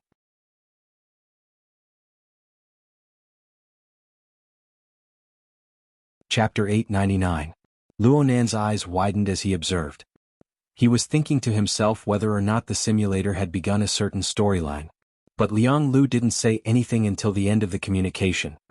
He just made a few settings on the metal wall beside him, and the flashing red light in the surrounding area quieted down. Officer Liang Lu. I told you not to be too formal. You can call me Officer or Liang Lu. Liang Lu revealed a smile once more, but his brows weren't as bright as before. Luo Nan asked him, Is there a mission? Lieutenant Officer Xiao has also been hit. He's next door. This time the internal maintenance of the hive will be troublesome. Luckily it's not the front lines. This isn't something we can handle. But don't worry.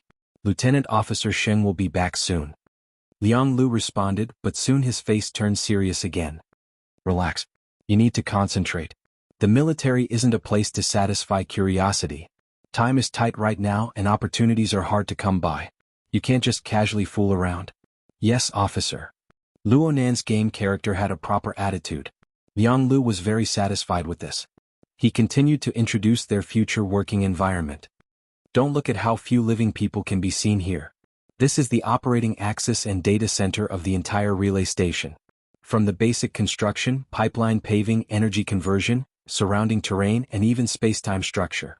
There are also the designs of various modules, vehicles, and armor. All the basic information is here. With this, you can theoretically build a relay station from scratch and make it operate independently. It can be said that with the land in hand, I have the base. Was the plot arrangement of the simulator this rough? Luo Nan suspected that the simulator of the Innerverse was making some sort of secret peace with his subconscious. That was why the simulator was able to lean the game plot in this direction. Of course, Luo Nan wouldn't refuse this. It was true that he had seen a portion of the blueprints during offline testing, but it would naturally be better if he had the chance to review and compare. Liang Lu raised his eyebrows when he saw Luo Nan in a daze. Do you feel that the quantity is too large and that it's hard to do? It's actually very simple. For someone like you who has a foundation in configuration design, you just need to familiarize yourself with the blueprints and practice. Your level will rise very quickly. Once you're familiar with it, you can assist Lieutenant Officer Sheng. Of course, it's just running errands for now. Everyone has to pass this hurdle. Yes. Luo Nan's game character was still the template of an outstanding soldier. He answered in a straightforward and efficient manner. Liang Lu, on the other hand, found it hard to stop the moment he opened his mouth. Yes, the current situation is a bit more serious than usual. As you can see, we're being attacked by the servant army outside. The damage rate of all kinds of equipment is very high, and the pressure is great. At the same time, we have to eliminate the negative effects of a certain arrogant fellow as soon as possible. You have to be prepared to shed a layer of skin. Luo Nan had already heard Liang Lu mention a certain conceited fellow twice. It was hard not to be curious. He forgot that he had just been warned and subconsciously asked, "Who is that?" It was obvious that Liang Lu was just putting on a show earlier, but he had forgotten all about it right now. Overwhelmed by his emotions, he put on an obvious muscle movement and said, "The guy who came to help repair the defense arrays without bothering about compatibility at all and left a pile of sh*t behind." Why does it sound so familiar? Liang Lu soon shook his head. This problem isn't something you can touch right now. Trouble can't be solved just by talking about it. Right now we're going to do the preliminary work. Speaking of which, you haven't implanted a dynamo core before, right? Huh. Liang Lu answered his own question, probably not. You're so young. But we're going to do a similar operation in a bit. Relax, it's a temporary external model. Liang Lu walked forward as he spoke, and Luo Nan followed behind him. But his train of thought was a bit disjointed. Wasn't it good to implant a dynamo core? Luo Nan felt that there was a lot of information involved, even though it was clearly a normal conversation. He could only do his best to digest it. And at this time he heard Liang Lu's drawn-out voice. War makes everyone pay a price, but the empire won't easily ruin the future of the young, even if this era isn't friendly to us. Luo Nan couldn't see Liang Lu's face right now, but he could feel Liang Lu's suddenly depressed mood. He didn't know how to respond for a time. Liang Lu's voice continued. A psychic talent. It's a pity that you didn't live in the Jianghu era, right? I often think this way as well. In this era, the Heaven Abyss spirit network of the Hongguang galaxy is practically warped and polluted to the point of extinction. It's completely supported by the Jade Crystal Array. If you leave its coverage, you'll choke to death with a mouthful of poison. But the outside isn't much better. The cloaks of the gods crisscrossed and covered me. I don't even have the space to breathe. The only way is to crawl under their feet like a dog. Rather than that, I'd rather take poison every day. Luo Nan still didn't know how to respond. He couldn't help but think of Her Majesty Empress Wu's judgment at this time. He combined the two together and his mind became a bit suspicious. It was unknown how many times these thoughts came to mind, but they struck his nerves once more. Was everything that happened before his eyes what he thought about during the day, what he dreamed of at night, or was it reality in a certain sense? Luo Nan unconsciously chewed on those words. The psychic side has no future. Why are you so dejected? Some words can just be ridiculed a few times. How can you take them seriously? Liang Lu slapped Luo Nan's shoulder. He deliberately put on a show. Colonel Sheng is also on the psychic side, but he's still a first-rate teacher. He's a master in both configuration and deployment. His Highness praises him. If it weren't for war, you wouldn't be able to work under him just by passing the general education exam. You'd have to be a specialized cultivator at the very least. What's more, the Heavenly Stairway students taught by him can form a platoon. Liang Lu rambled on about how much he admired Colonel Sheng. Then he brought Luo Nan to the so-called Dynamo Core Debugging and Installation Department. This place was pieced together from the basic worker bee grid. According to Liang Lu's introduction, the worker bee grid was the most important basic structure of the hive nodes. It was a relatively independent module that could be pieced together at will. There were over 44,000 of them, and the vast majority of them operated automatically under the control of the core intelligence. Even in wartime they only needed 100 people to maintain them. However, because of the godly operation of that self-righteous fellow, the operating pressure of the second hive node, as well as the other two hive nodes, had increased dramatically. The logistics department had already filled in all of its manpower, but it still couldn't make ends meet. Therefore, recruits like Luo Nan, who weren't suited for the front lines and had relevant knowledge reserves, were first assigned to this department. Currently, the Dynamo Core Debugging and Installation Department was assembled from less than 10 worker bee grids. The area it occupied wasn't large, indicating that business was bleak. Luo Nan was the only customer that could be seen. Under Liang Lu's guidance, Luo Nan's head was facing downwards. He was in a special operating position, exposing the weak back of his head. Even though Luo Nan was in the game, it was hard for him to avoid awkwardness. He was simply like a criminal who was about to be beheaded.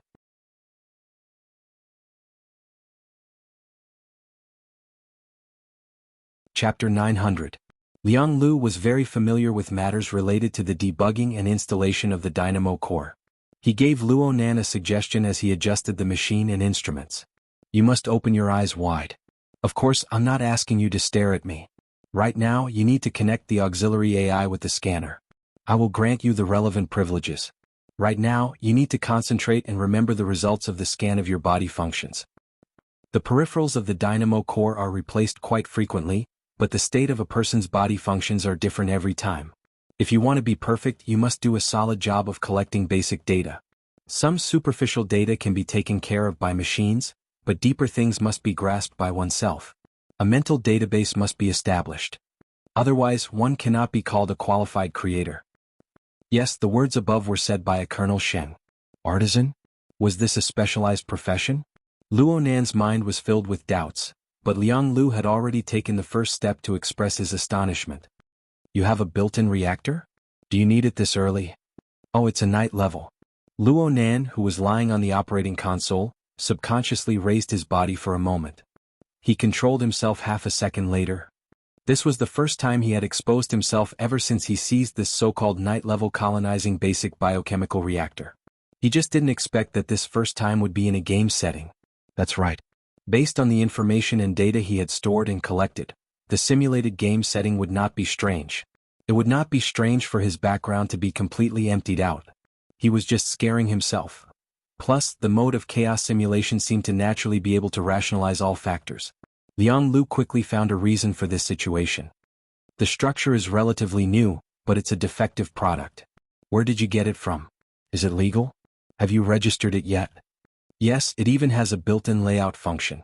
Electromagnetic direction? Liang Lu found a registration entry that even Luo Nan didn't know about. He went, oh my, twice, his mood fluctuating. Speaking of which, you're quite wealthy. You're a night level. Even if it's a damaged night level, it's still a night level. There are only 2 Spire nobles and 10 titled nobles in this base. Luo Nan's game character responded, equipment and title are different. It's different. But for equipment to sink to this level really makes people jealous. Logically speaking, without the strength of the celestial stairway or an endogenous spirit core, it would be impossible to activate it. That's right, you're only using it as an auxiliary equipment to be activated by external devices. What a waste of God's gift, what a waste of God's gift. Liang Lu had long forgotten what she was supposed to do. She looked at the structure and data of the night-level biochemical furnace on the scanner. She was both envious and jealous. She clicked her tongue in wonder. She hated that she could not turn Luo Nan over and properly dissect and research the region of Luo Nan's cloak. In the end, Luo Nan had to remind him, Master Liang Lu, the dynamo core?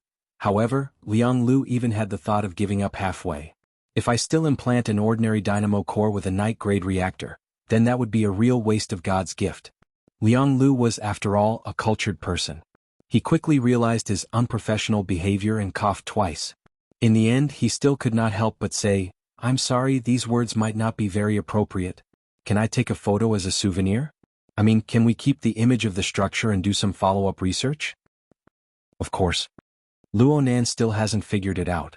It was unclear whether or not the Liang Lu before his eyes was a product pieced together from information. But he always felt that the night-level endogenous basic biochemical reactor and other alien civilization creations that he had received had some sort of property relationship with the higher life forms of this civilization, especially those that were related to Earth. As long as the other party had good intentions, he did not mind returning the object to its rightful owner in this manner. Liang Lu did not know of Luo Nan's evaluation criteria, but he was overjoyed by Luo Nan's permission. After obtaining Luo Nan's permission once more, he downloaded all the information related to the reactor from the scanner.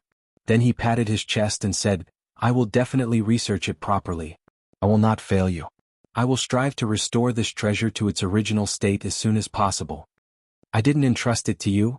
Luo Nan was speechless for a time. And the recruit before his eyes was already full of motivation. He operated the surrounding instruments and equipment with more than double the enthusiasm. The words that came out of his mouth were 10 times more than before.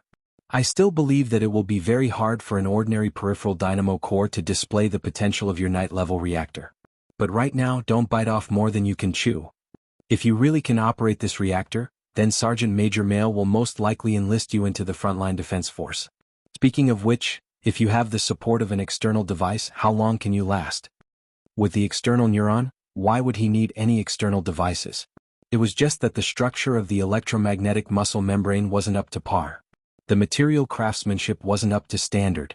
Luo Nan had consulted Dean Wan on this topic, but there was no response for the time being. Luo Nan used the average time taken in combat to respond, 20 seconds.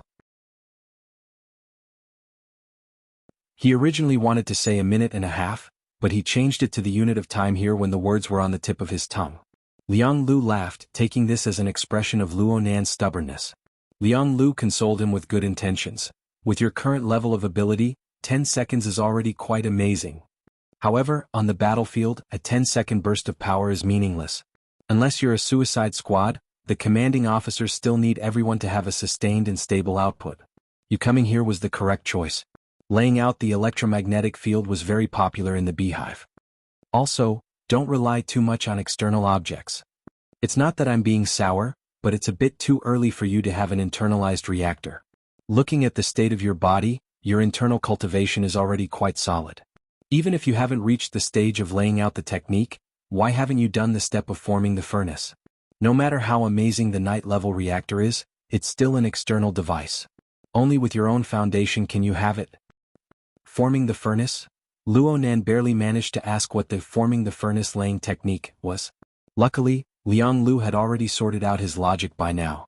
He clapped his hands and apologized over and over. I almost forgot that you're a member of the 100-year sequence. You haven't achieved racial gene pool optimization yet. It's hard to avoid wasting a period of time. Speaking of which, how long has it been since you guys entered the 100-year sequence? Luo Nan nearly stumbled with this question. Luckily, Liang Lu directly went to search for information at this time. Luo Nan didn't know where Liang Lu got this information from, but he sighed with regret. Only 30 years? In other words, there's still 3 or 4 generations of time. It's not easy. The 30 years Liang Lu spoke of was obviously referring to the units here. Converted to Earth time, it was around 50 years. From the perspective of Earth, the so-called 100-year sequence was the 150-year sequence. And this 30 years already covered the entire process from the era of distortion to the present age. Oh, the 30 years given by the simulator. Was this the standard? Luo Nan didn't understand half of it. He couldn't help but ask, do we have to endure for 100 years? Liang Lu sighed, laying out the technique like a pass, piling up corpses like a mountain. These aren't just words. It's extremely difficult to break through the inherent logic of genetic evolution. It requires the correct direction of evolution, a perfect research system of genetic science, a powerful social mobilization force, and an extremely bitter sacrifice, including life and morality. No one is willing to pay such a great sacrifice. But if we want to surmount the natural danger of racial evolution, we must do so. Actually, Luo Nan didn't quite understand what Liang Lu was saying, but he could already feel the heavy weight within. There was a moment of silence. Liang Lu slapped Luo Nan's shoulder when he saw this. Don't worry too much about this. I'm talking about the public structure. Of course it's difficult. If you want to evolve yourself, opportunities are very important. Just by looking at the reaction furnace I can tell that you have luck. Who knows, you might have some accomplishments. The battlefield is a good place to render meritorious service. If you can become a meritorious subject of the Empire in time, you might be able to influence the decisions of the upper echelons. A portion of resources will be tilted toward your race. And no matter what, you guys are the first to enter the 100-year sequence since the beginning of Sin Calamity era. The role of a benchmark. Understand? Luo Nan felt the background of reality and illusion interweave. His thoughts drifted and he actually forgot to respond. In his days he heard Liang Lu say, "At this time you need to study hard. Consider yourself lucky. You've been promoted to a master in both configuration and deployment. You've learned 60 to 70% of his abilities. Whether it's for self-evolution or for feedback to your race, you'll benefit endlessly." Luo Nan subconsciously grunted and said, "Thank you." Liang Lu laughed. "Let's talk about something else. Let's properly install the external dynamo core right now. Calm your mind first. Don't be too nervous. Do you want to listen to some music?" Without waiting for Luo Nan's response, a soothing and melodious melody rang out in the cold and hard workshop that was connected by many worker bees.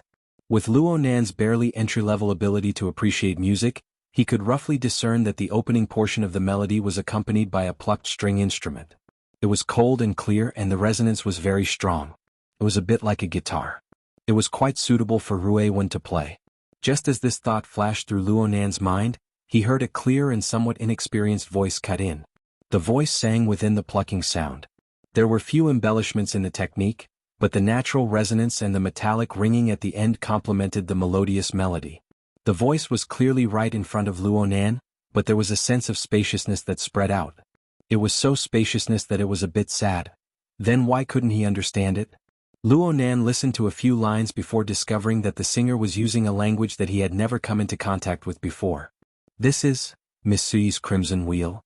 It's a song written especially for our concealed light galaxy. Liang Lu raised his head as he spoke these words. The impassioned accompaniment of a march broke the soothing prelude at nearly the same time. It was still the same tune, but the metallic texture of the singer's voice was like a sharp blade that cleaved open the wild winds of the wilderness. It dominated the entire melody. Liang Lu clenched his fists tightly amidst the song. The Crimson Wheel rift. The demon eye of deep space. We are going to break through that place and seal off the greatest spreading grounds of evil poison. We are going to break through the shackles of the godly kingdom of the heavens. We are going to reorganize our territory and restore our glory. When that time comes, Miss Sui won't need to drift about amidst the flames of war. When that time comes. Luonan was a bit stupefied. He admitted that this song was very ear-grabbing, but where were Liang Lu's emotions and emotions reflected?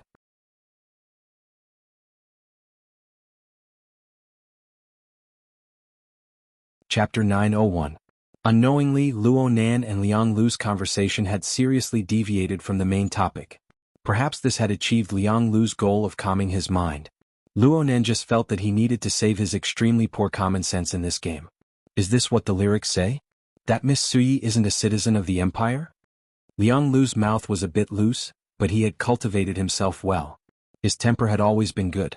But right now his fair face was covered in a layer of frost. How is Miss Sui not a citizen of the empire? Those things outside are like crumbs. Just by gathering them together and signing a piece of scrap paper you call it the Star Alliance? Those are the starfields and territories of the empire. Sooner or later we will take them back. I'm sorry. I misspoke. How could Luonan not know? He had accidentally poked a sensitive political issue. He felt wronged, but he saw that Liang Lu was a bit angry, so he quickly apologized. But in the end he couldn't help but say, I really didn't understand the lyrics. Liang Lu blinked and finally reacted. He couldn't be bothered to be angry right now. Instead he drew in a cold breath. No way. You don't know Miss Sui Wei Sui? I know you're an eccentric, but this degree of eccentricity is too much. I'm really sorry that you found out. It was very clear that Luonan's lack of common sense had already broken through the lower limits of Liang Lu's heart, even though this was a chaotic game setting. It was to the point that Liang Lu gasped in amazement. Though you're a naturalized seed, a genius of a race, I still have to say. You've betrayed your basic rights, soldier. The 4 studies and 20 subjects of generic knowledge are treasured texts of the experiences and theories of the ancients. They are the true seeds of the destiny stairway. They are scattered in the 100-year sequence. As far as I know, none of the known civilizations are promoting the 100-year sequence as the Imperium is doing. All of them are promoting the exploitation of the people in the name of ethnic specialties, raising a bunch of bonsai and parasitic maggots. You must cherish the comparison. Also, you need to learn a bit of literary and historical knowledge. Historical identity, political acumen, humanistic view of the universe. Even if you miss out on some subjects, you can't miss out on questions of principle. Liang Lu used a lot of tone words to emphasize his emotions, making Luonan feel more and more embarrassed. Luonan could only respond repeatedly, expressing that he would make up for it properly from now on. Seeing Luonan's sincere attitude, Liang Lu no longer refused to let the matter go. He began to impart knowledge to Luonan. Speaking of which, this song is sung in the language of Rainbow Realm, where Miss Sui comes from. That is a small race that has attached itself to the empire for a long time. Their language doesn't belong to the ceremonial ancient characters system. There are very few people who understand the language of Rainbow Realm. Sacrificial ancient characters? Luonan encountered yet another term that he did not understand, but it really wasn't good to break through Liang Lu's lower limit of knowledge. He could only hide it deep within his heart and vow to flip through the virtual brain system to make up for it later. Thus, he could only converse awkwardly. Is there no translation for this language? No. Everyone can only rely on some translation software to decipher it. The translation is choppy, and it loses the beauty that it should have. What a pity. Translation software. The semantic problem of the lyrics was solved, but Luonan was truly baffled. Why did you use such an uncommon language? The lyrics are also very important. Miss Sui naturally has her own considerations. Yes, there are many. For example, she was forced by the political pressure of the Star Alliance. She was forced by those senseless civil organizations. She was forced by the Pantheon Temple. But I know that Miss Sui only did this out of artistic considerations. She considered her heart. Only in this way can there be such a natural beauty. It was very hard for Luonan to bicker with a brainless fan about this sort of thing. Plus, he was more interested in the fragments of information that Liang Lu spoke of about the Star Alliance and the Pantheon Temple. Even though the game scene was bound to be limited, the scene was supported by a rich and heavy torrent of information. What Luonan needed to do right now was to strip clear clues from within and summarize the general outline. The song named Crimson Wheel had already entered its second cycle. It returned to its earliest soothing melody that was close to a cappella. Liang Lu bent over under this melody. He subconsciously lowered his voice. Of course, there's another theory. Miss Sui specifically used such an uncommon language to write the lyrics. She actually did this to conceal the part she wrote for Her Highness. Confused face? Luonan probably failed in managing his expression, but Liang Lu suddenly became alert. He hurriedly straightened his waist and confessed in a loud voice. Cough. I'm just saying. Her Highness is one with the Empire. It's not a big deal to write it for her. Besides, even if that's the case, I won't give up so easily. What the heck? Luonan felt quite powerless. He would rather this Minister Liang Lu return to the reserved attitude he had in the beginning. Liang Lu didn't know Luonan's thoughts. He just borrowed this momentum to set down terms for Luonan. You must be familiar with Miss Suyi's songs while working in the Two Hive. I'm also extremely supportive of being promoted to a colonel. I have a debut album, a second album, and a worldwide recording version. I'm currently waiting for my third album. I can lend it to you for now, but you must take good care of it during the loan period. Luonan didn't understand what a worldwide recording version was, but he didn't have the strength to ask.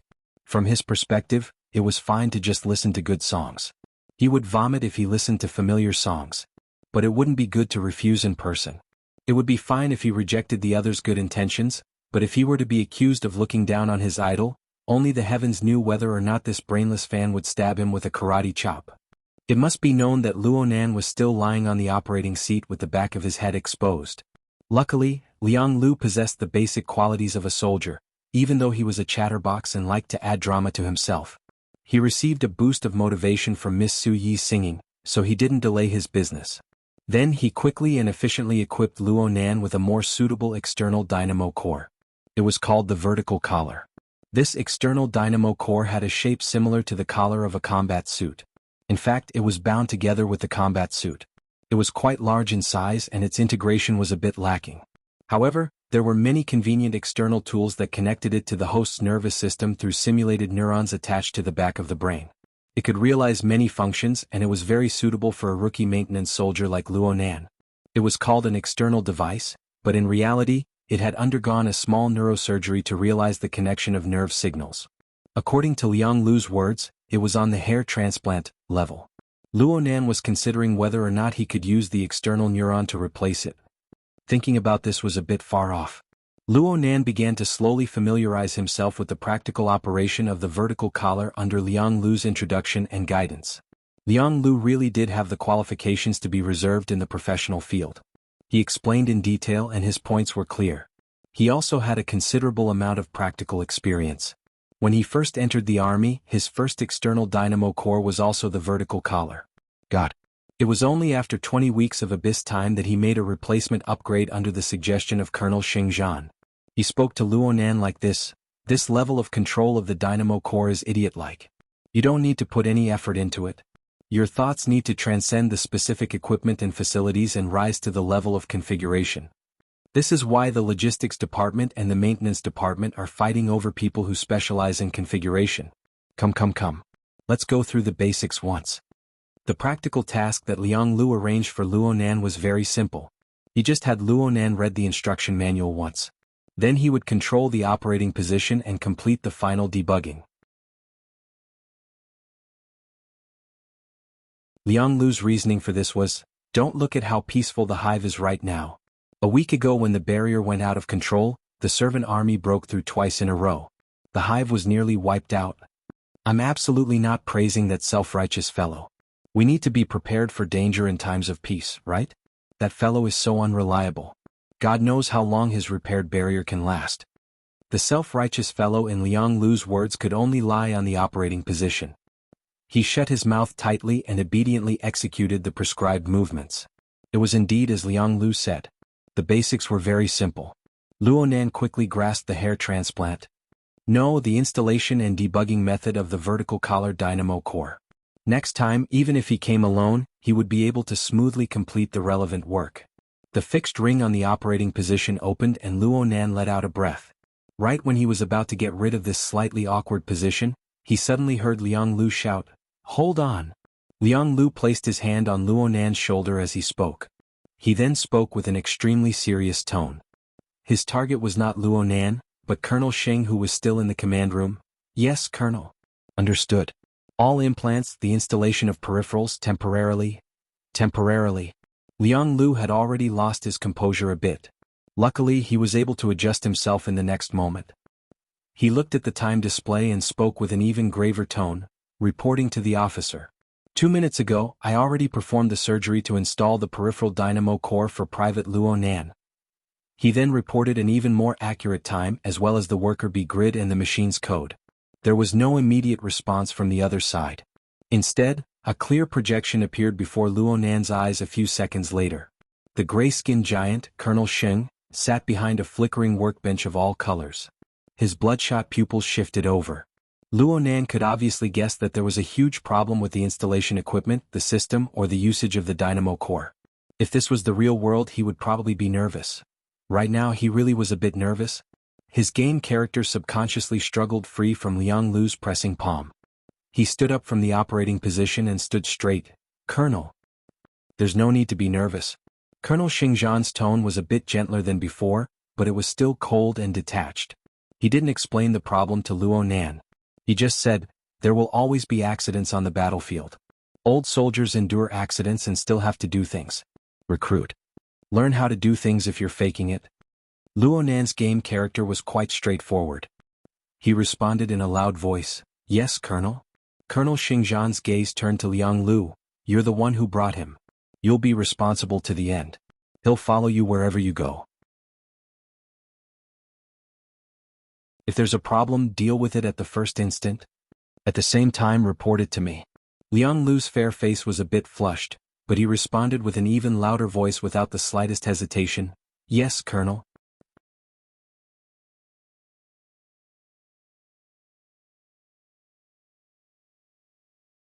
Chapter 902. Luonan began his career as a maintenance soldier in Beehive Relay Station 2 the moment the order to be promoted to colonel was issued. Officer Liang Lu became his direct superior. He taught Luonan how to maintain and repair all the equipment, instruments, pipelines, and even building structures in Beehive 2. They were currently in the middle of a war, and he was affected by the negative buff of a certain opinionated fellow. The related work intensity was extremely high. Even a pure rookie recruit like Luonan had a large amount of piecemeal work to do. Compared to the chatting stage before the dynamo core was implanted, the current Luonan was like a spinning top being whipped. He couldn't rest for even a moment. If he were to use game standards to measure this, then this would probably be the type of masochistic work of a small pantheon god with an extremely strong sense of immersion but extremely bad gaming pleasure. Luonan continued his gaming career.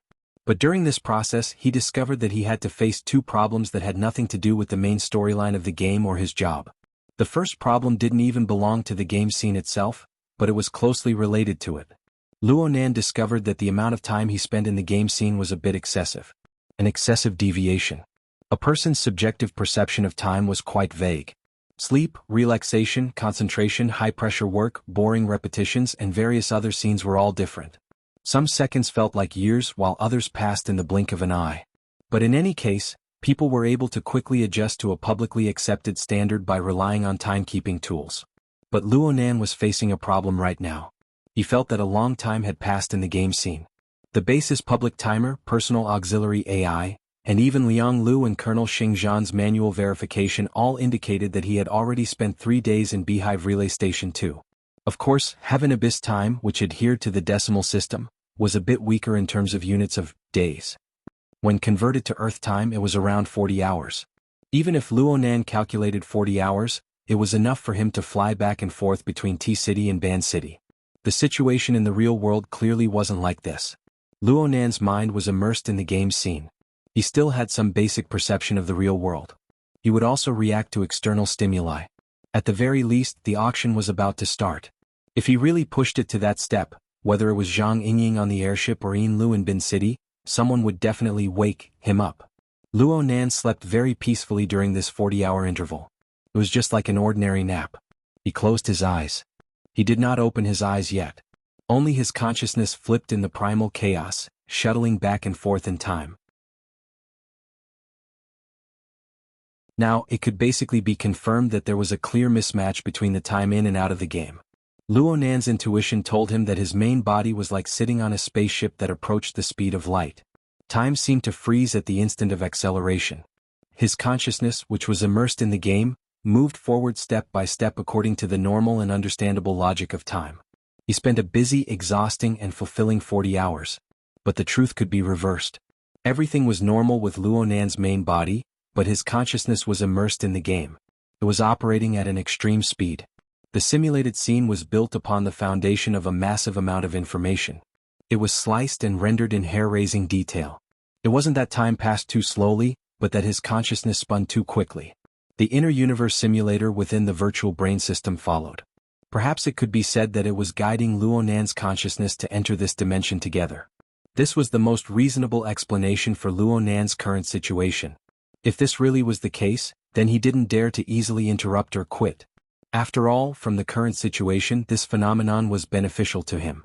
Time was extremely precious to everyone, even the operation of pure consciousness. Luonan didn't think about going out and flipping through the information. He didn't know whether or not exchanging information with the outside world of the simulator would affect the relevant operations.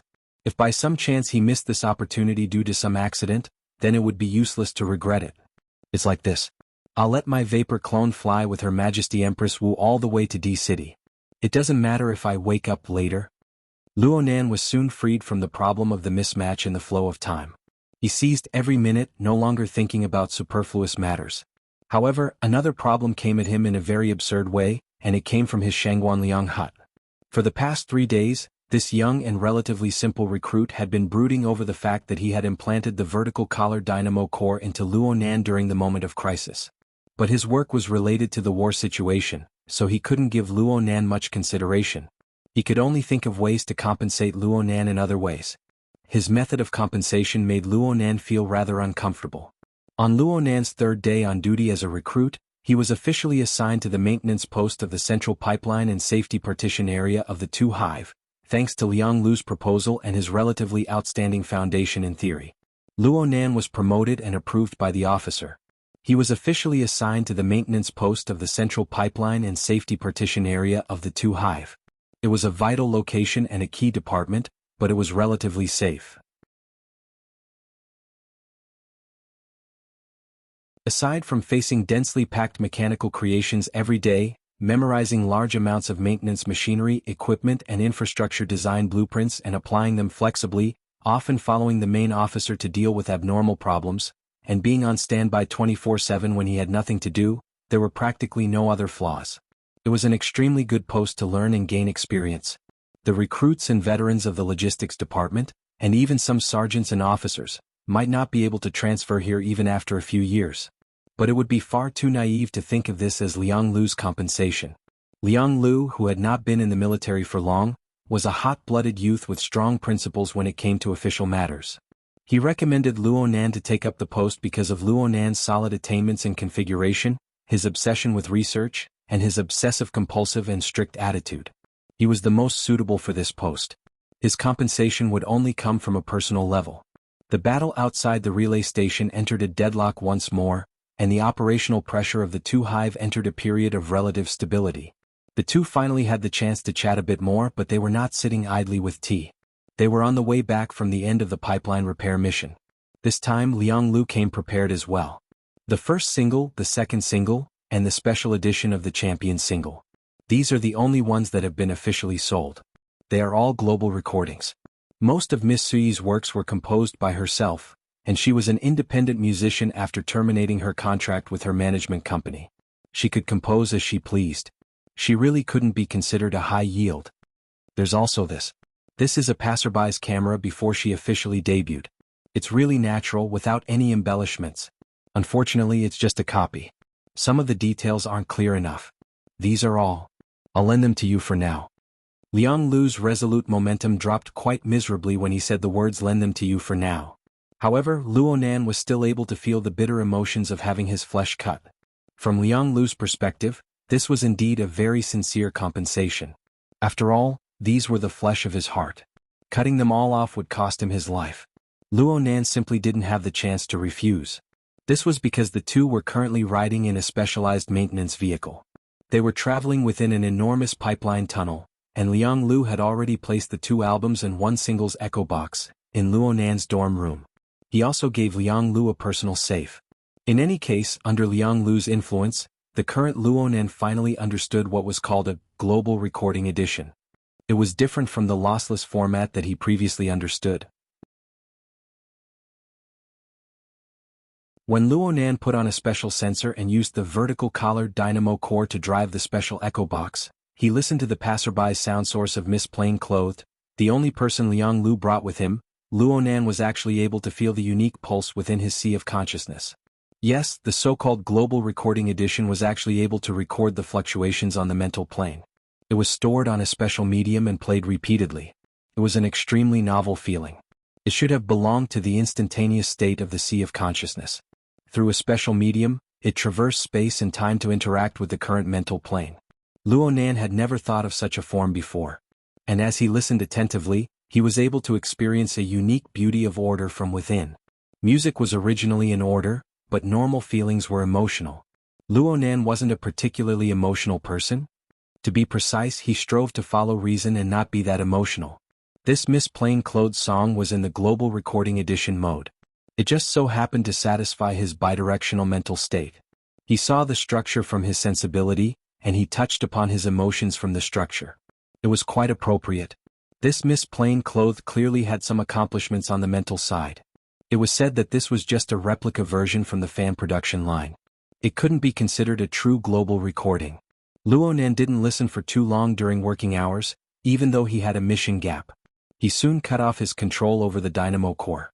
Lianglu's low sensitivity, bad sound source, lack of auxiliary equipment modules, and other similar explanations and complaints rang out in his ears. After hearing so much, Luonan even began to agree with Lianglu's daily nagging of going to listen to the song live no matter what.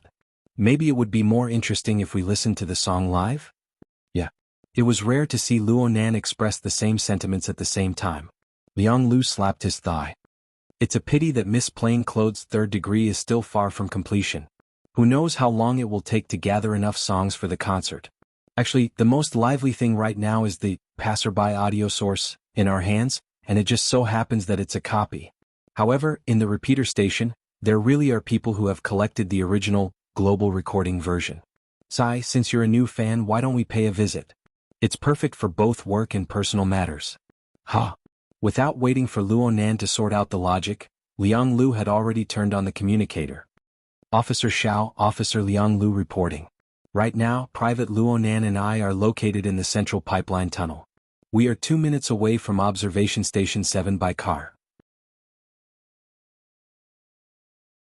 Officer, in view of the fact that you have yet to fully recover from the evil poison, we will follow the random inspection process to conduct a random inspection of your position. Please give your instructions.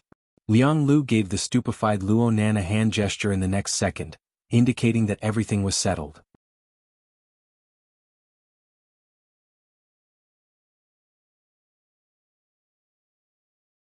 Chapter 903. Lianglu's words of a 2-minute car ride were true. The auxiliary AI had evaluated the speed of the special maintenance vehicle through the pipeline tunnel. Converted to Earth time, it was around 100 seconds. This was the time it took to say a few words. During this time, Luo Nan was amazed by Liang Lu's logic. He also felt that the name, Officer Xiao, was familiar. He couldn't help but ask, Officer Xiao? Is he the officer who suffered the backlash from the structure of the spacetime fortress?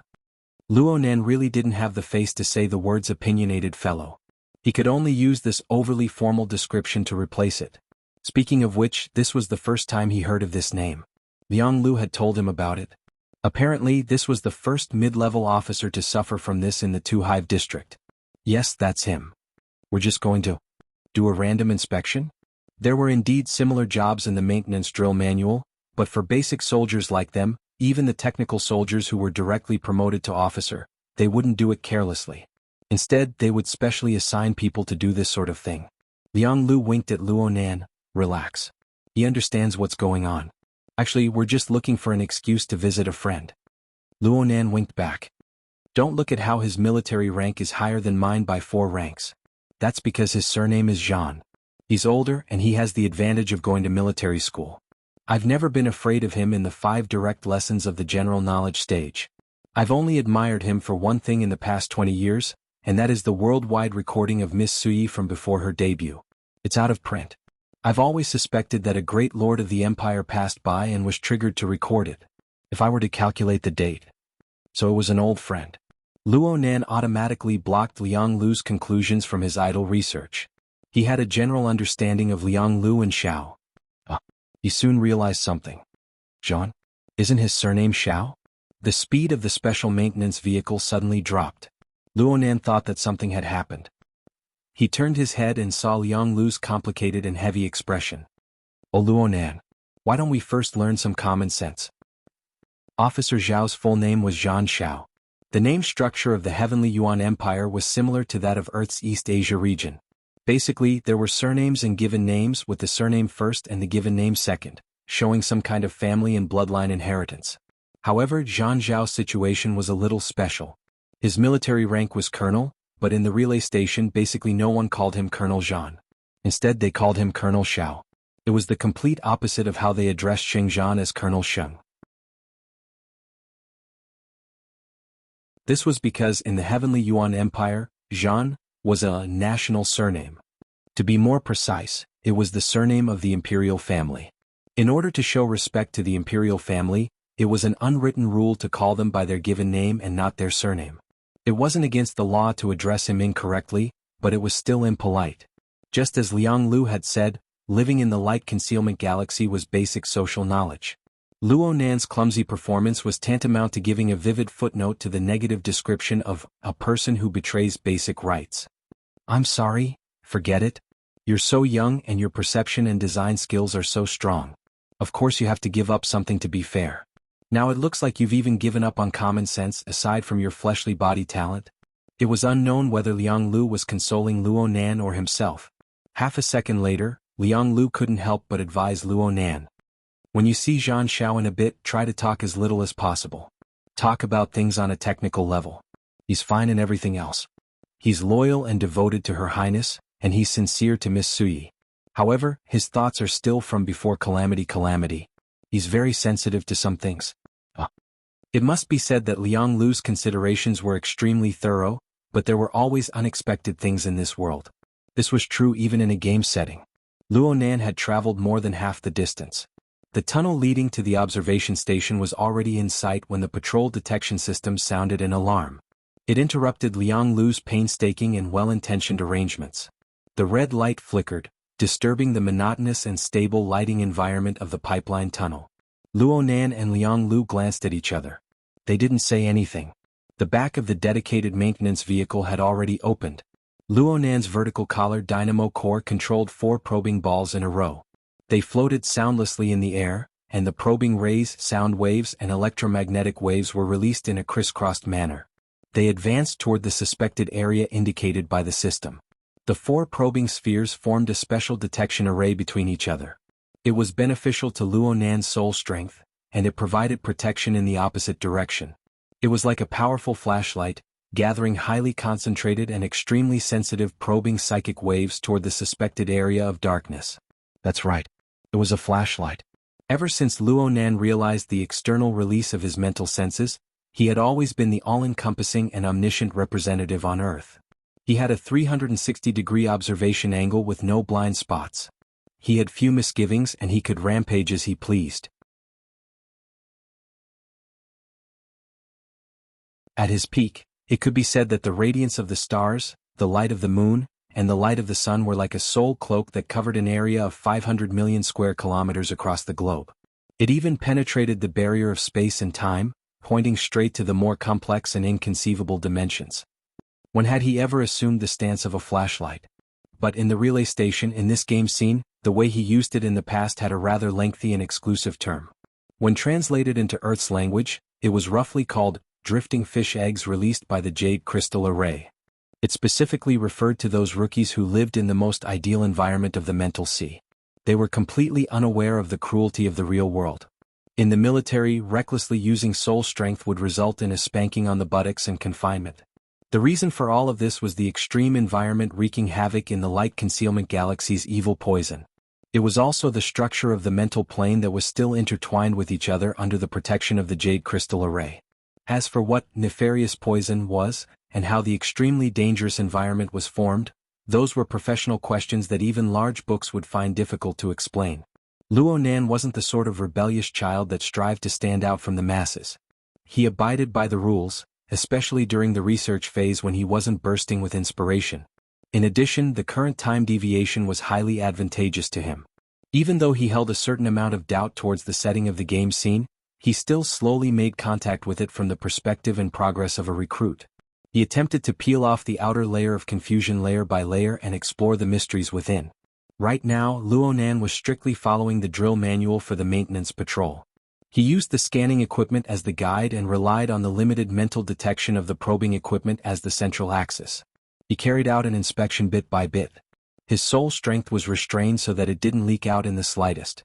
It only went through the simulation of neurons to form an interference effect with the peripheral, vertical collar, dynamo core. Then it was mixed with electromagnetic signals to form a relatively safe psychic wave structure. This was the true external release. The strong light flashlight was formed from the integration of this strict and dense psychic wave structure. It formed a probing light beam that was hard to see with the naked eye. It pierced into the originally unreachable dark land. Bring. Luo Nan waved the flashlight a bit stiffly. This wasn't the first time he used this method, but he still wasn't used to it. He always felt that he had become a primary school student practicing calligraphy in class. He gripped the shaft of his pen, solemnly and clumsily drawing mosquito-repellent incense. Compared to Luo Nan's usual methods of pure sensing, soul cloak, and so on, the strong light flashlight really didn't have much prestige. But as a drill technique that the Empire's military persisted with for many years, its design and operation were exquisite and practical. At least it was enough for this moment. Primary inspection shows no defects. Entering the secondary passageway. Number, Guan B542. Confirmed to be a permanent worker B construction. Blueprint number, refining 2811. Alignment complete. No defects on the surface. Do you want to do an in-depth dialysis? Luo Nan made the relevant records at the same time as he did the inspection. He reported it to his superior, Liang Lu. There was a bit of eagerness in his words. Wait a moment. Liang Lu was in contact with his superiors right now. He wanted to see whether or not the advanced sensors of the second hive and the relay station had recorded the alarm here. His superior's answer to this was, no.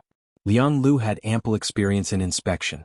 He immediately inquired about whether or not there were any battles or shockwaves caused by battles in the nearby area from the time the two of them passed by.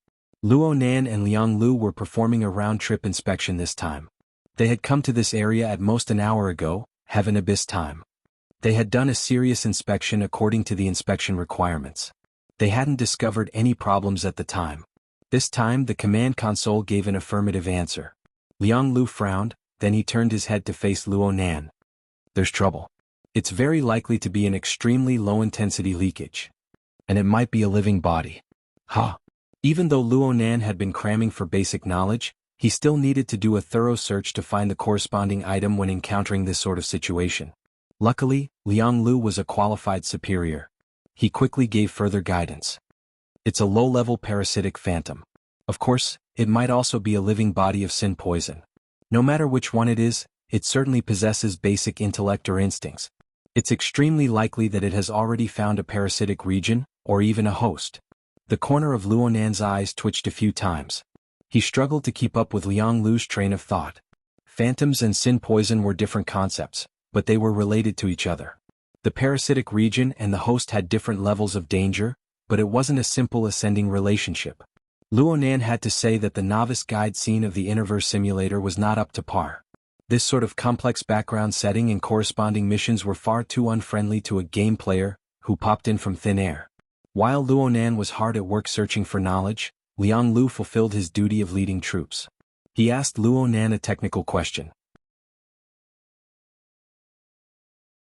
Looking at the current situation, do you think it's a phantom or sin poison? How are you going to deal with it? Strangely enough, Luo Nan was able to keep up with Liang Lu's pace when the question really came to his head.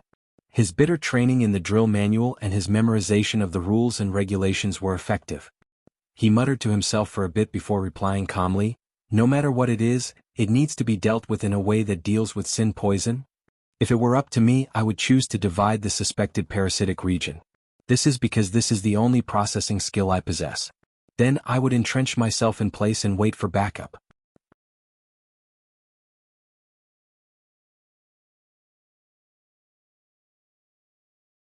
Chapter 904. Luo Nan's answer strictly adhered to the military drill and maintenance regulations. He didn't cower, he didn't advance rashly. Anyone would like this kind of recruit subordinate. If he could successfully practice it, then it would be even more perfect. Liang Lu nodded his head in satisfaction. But in the next instant his neck suddenly stiffened. "Split? You're using split? Isn't it lighthouse?" Luo Nan looked at him strangely. "Lighthouse is a defensive skill. It won't solve the problem here." "Of course I know, but I only taught you lighthouse. Who did you learn split from?" The professional skills involved in the 120 rules of base maintenance are all taught through simulation. Among them, the vertical collar dynamo core only supports lighthouse and split. You taught me lighthouse yesterday, so I'm going to continue learning it today. Liang Lu's neck leaned back. He subconsciously wanted to change his angle to observe the recruit he had personally taught. His expression was rather subtle. But Luo Nan, lighthouse, is a cohesive type. Split is a fabric type. The tricks to the two are completely different. Don't you think that when you learn it? Liang Lu's words were a bit difficult to continue. He just extended his hand and made a kneading and releasing motion. In reality, even he himself didn't know what he was gesturing with. Luo Nan thought for a bit and answered seriously, "My foundation in quiet cultivation isn't quite enough. Lighthouse is easy to learn but hard to master. Looking at the current overall effects, split is a bit better." Liang Lu opened his mouth, but he was actually unable to refute. He took a deep breath in the next second and forcefully pulled his thoughts back from the minutiae. He continued to carry out his responsibilities as a superior officer. "Your processing methods are extremely accurate. Split is the only and most efficient processing technique at this stage. But you're a recruit after all. You lack actual combat experience. For the sake of safety, you still need to use lighthouse to protect yourself. You can also use this to guide reinforcements." Luo Nan listened very seriously and nodded his head. But Liang Lu was still worried that he would misunderstand.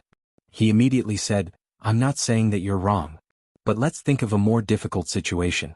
If you're performing patrol work alone and you're faced with this situation, and no one is cooperating with you, you'll have to perform dual operations if you forcefully split. I've checked your medical report.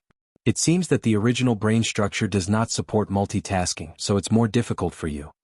You can ask Colonel Sheng about this shortcoming later. He is from the School of Creation. He can teach you a few things about the skill of precise planning." Although I am also from the School of Creation, I am far from being able to teach in accordance with your aptitude. Speaking of which, if you're talented in segmentation, you should be able to learn this quite quickly. The School of Creation. Luo Nan muttered to himself. His train of thought was a bit erratic and he subconsciously thought of Dean Wan. Then he remembered that he had already learned the so-called precise coordination from Dean Wan. However, there was no way he could explain this to Liang Lu. It could be said that Liang Lu gave his all in teaching actual combat without holding anything back. He had already assessed the danger level of this matter. It belonged to the troublesome but relatively low level of danger, which was suitable for a rookie to handle. But then again, was segmentation considered elementary? Liang Lu shook his head, shaking off these meaningless distracting thoughts. He gave Luonan a task. Since you said segmentation, then segmentation will be fine. I'll be the support. I'll use Lighthouse for defense. You'll handle the matter of segmentation. You have confidence, right? I do. Luonan puffed out his chest as he answered. Then he gave a portion of the control authority over the levitating probe ball, which was already 30 meters away, to Liang Lu. But before this, the 4 probe balls all opened up with miniature cracks, causing the several hundred segmentation instruments hidden inside to pour down like seeds. They fell to the ground in a pitter-patter. Wasn't it too much? Liang Lu was a professional maintenance soldier proficient in the skill of segmentation. He frowned when he saw this. But he didn't say anything. After taking over the authority of the probe ball, he controlled it to withdraw from the secondary tunnel and turn it back to the dedicated maintenance vehicle. At the same time, he gathered his highly concentrated spirit waves and formed an energy-gathering halo that interfered and supported the mental plane. This highly concentrated halo looked like a lighthouse piercing through the darkness from afar if one were to use soul strength to clairvoyance. It enveloped the 2 people in the specialized maintenance vehicle within the radiance, forming a sealed safe zone. At the same time, it gave the relay station's backup power a more precise direction, ready to receive the support of the Jade Crystal Array at any time. This was Lighthouse. It was a derivative skill of the strong light flashlight. Its function wasn't too obvious within the base, but in the field combat area, this was a godly skill for a single soldier to call for backup. It was unknown how many people had relied on this to survive. Similarly, there were quite a few idiots who exposed their positions during unessential times. They became living targets for the enemy, dying without an intact corpse. In any case, from Liang Lu's point of view, this skill was most suitable for a recruit like Luonan. Perhaps one day he would rely on this skill to survive. He originally wanted to use this skill to test Luonan step by step. He wanted to mention a few things to take note of to prevent this young fellow, who lacked common sense, from losing his life in a muddle-headedness due to this matter. He never expected that not only would he fail to test Luonan with just a few words, he would also become Liang Lu's job. And from then on, Liang Lu was reduced to an auxiliary soldier. He gave the most technical content to Luonan, who had just officially taken up his post not too long ago. It looked like Luonan was quite confident, but Liang Lu was still a bit worried. He used the standard array to give a partial support to Luonan for the sake of safety. When the 2 were carrying out their official mission, they would follow the requirements of the drill manual. The frame of their body and soul and the corresponding energy flow would be linked through the dynamo cores.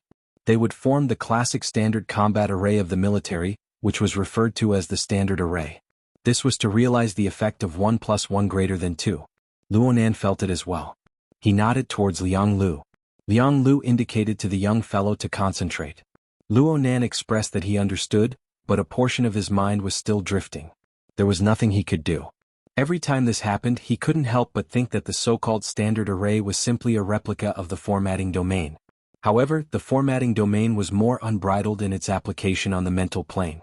The standard array, on the other hand, required more flexibility in terms of personnel requirements.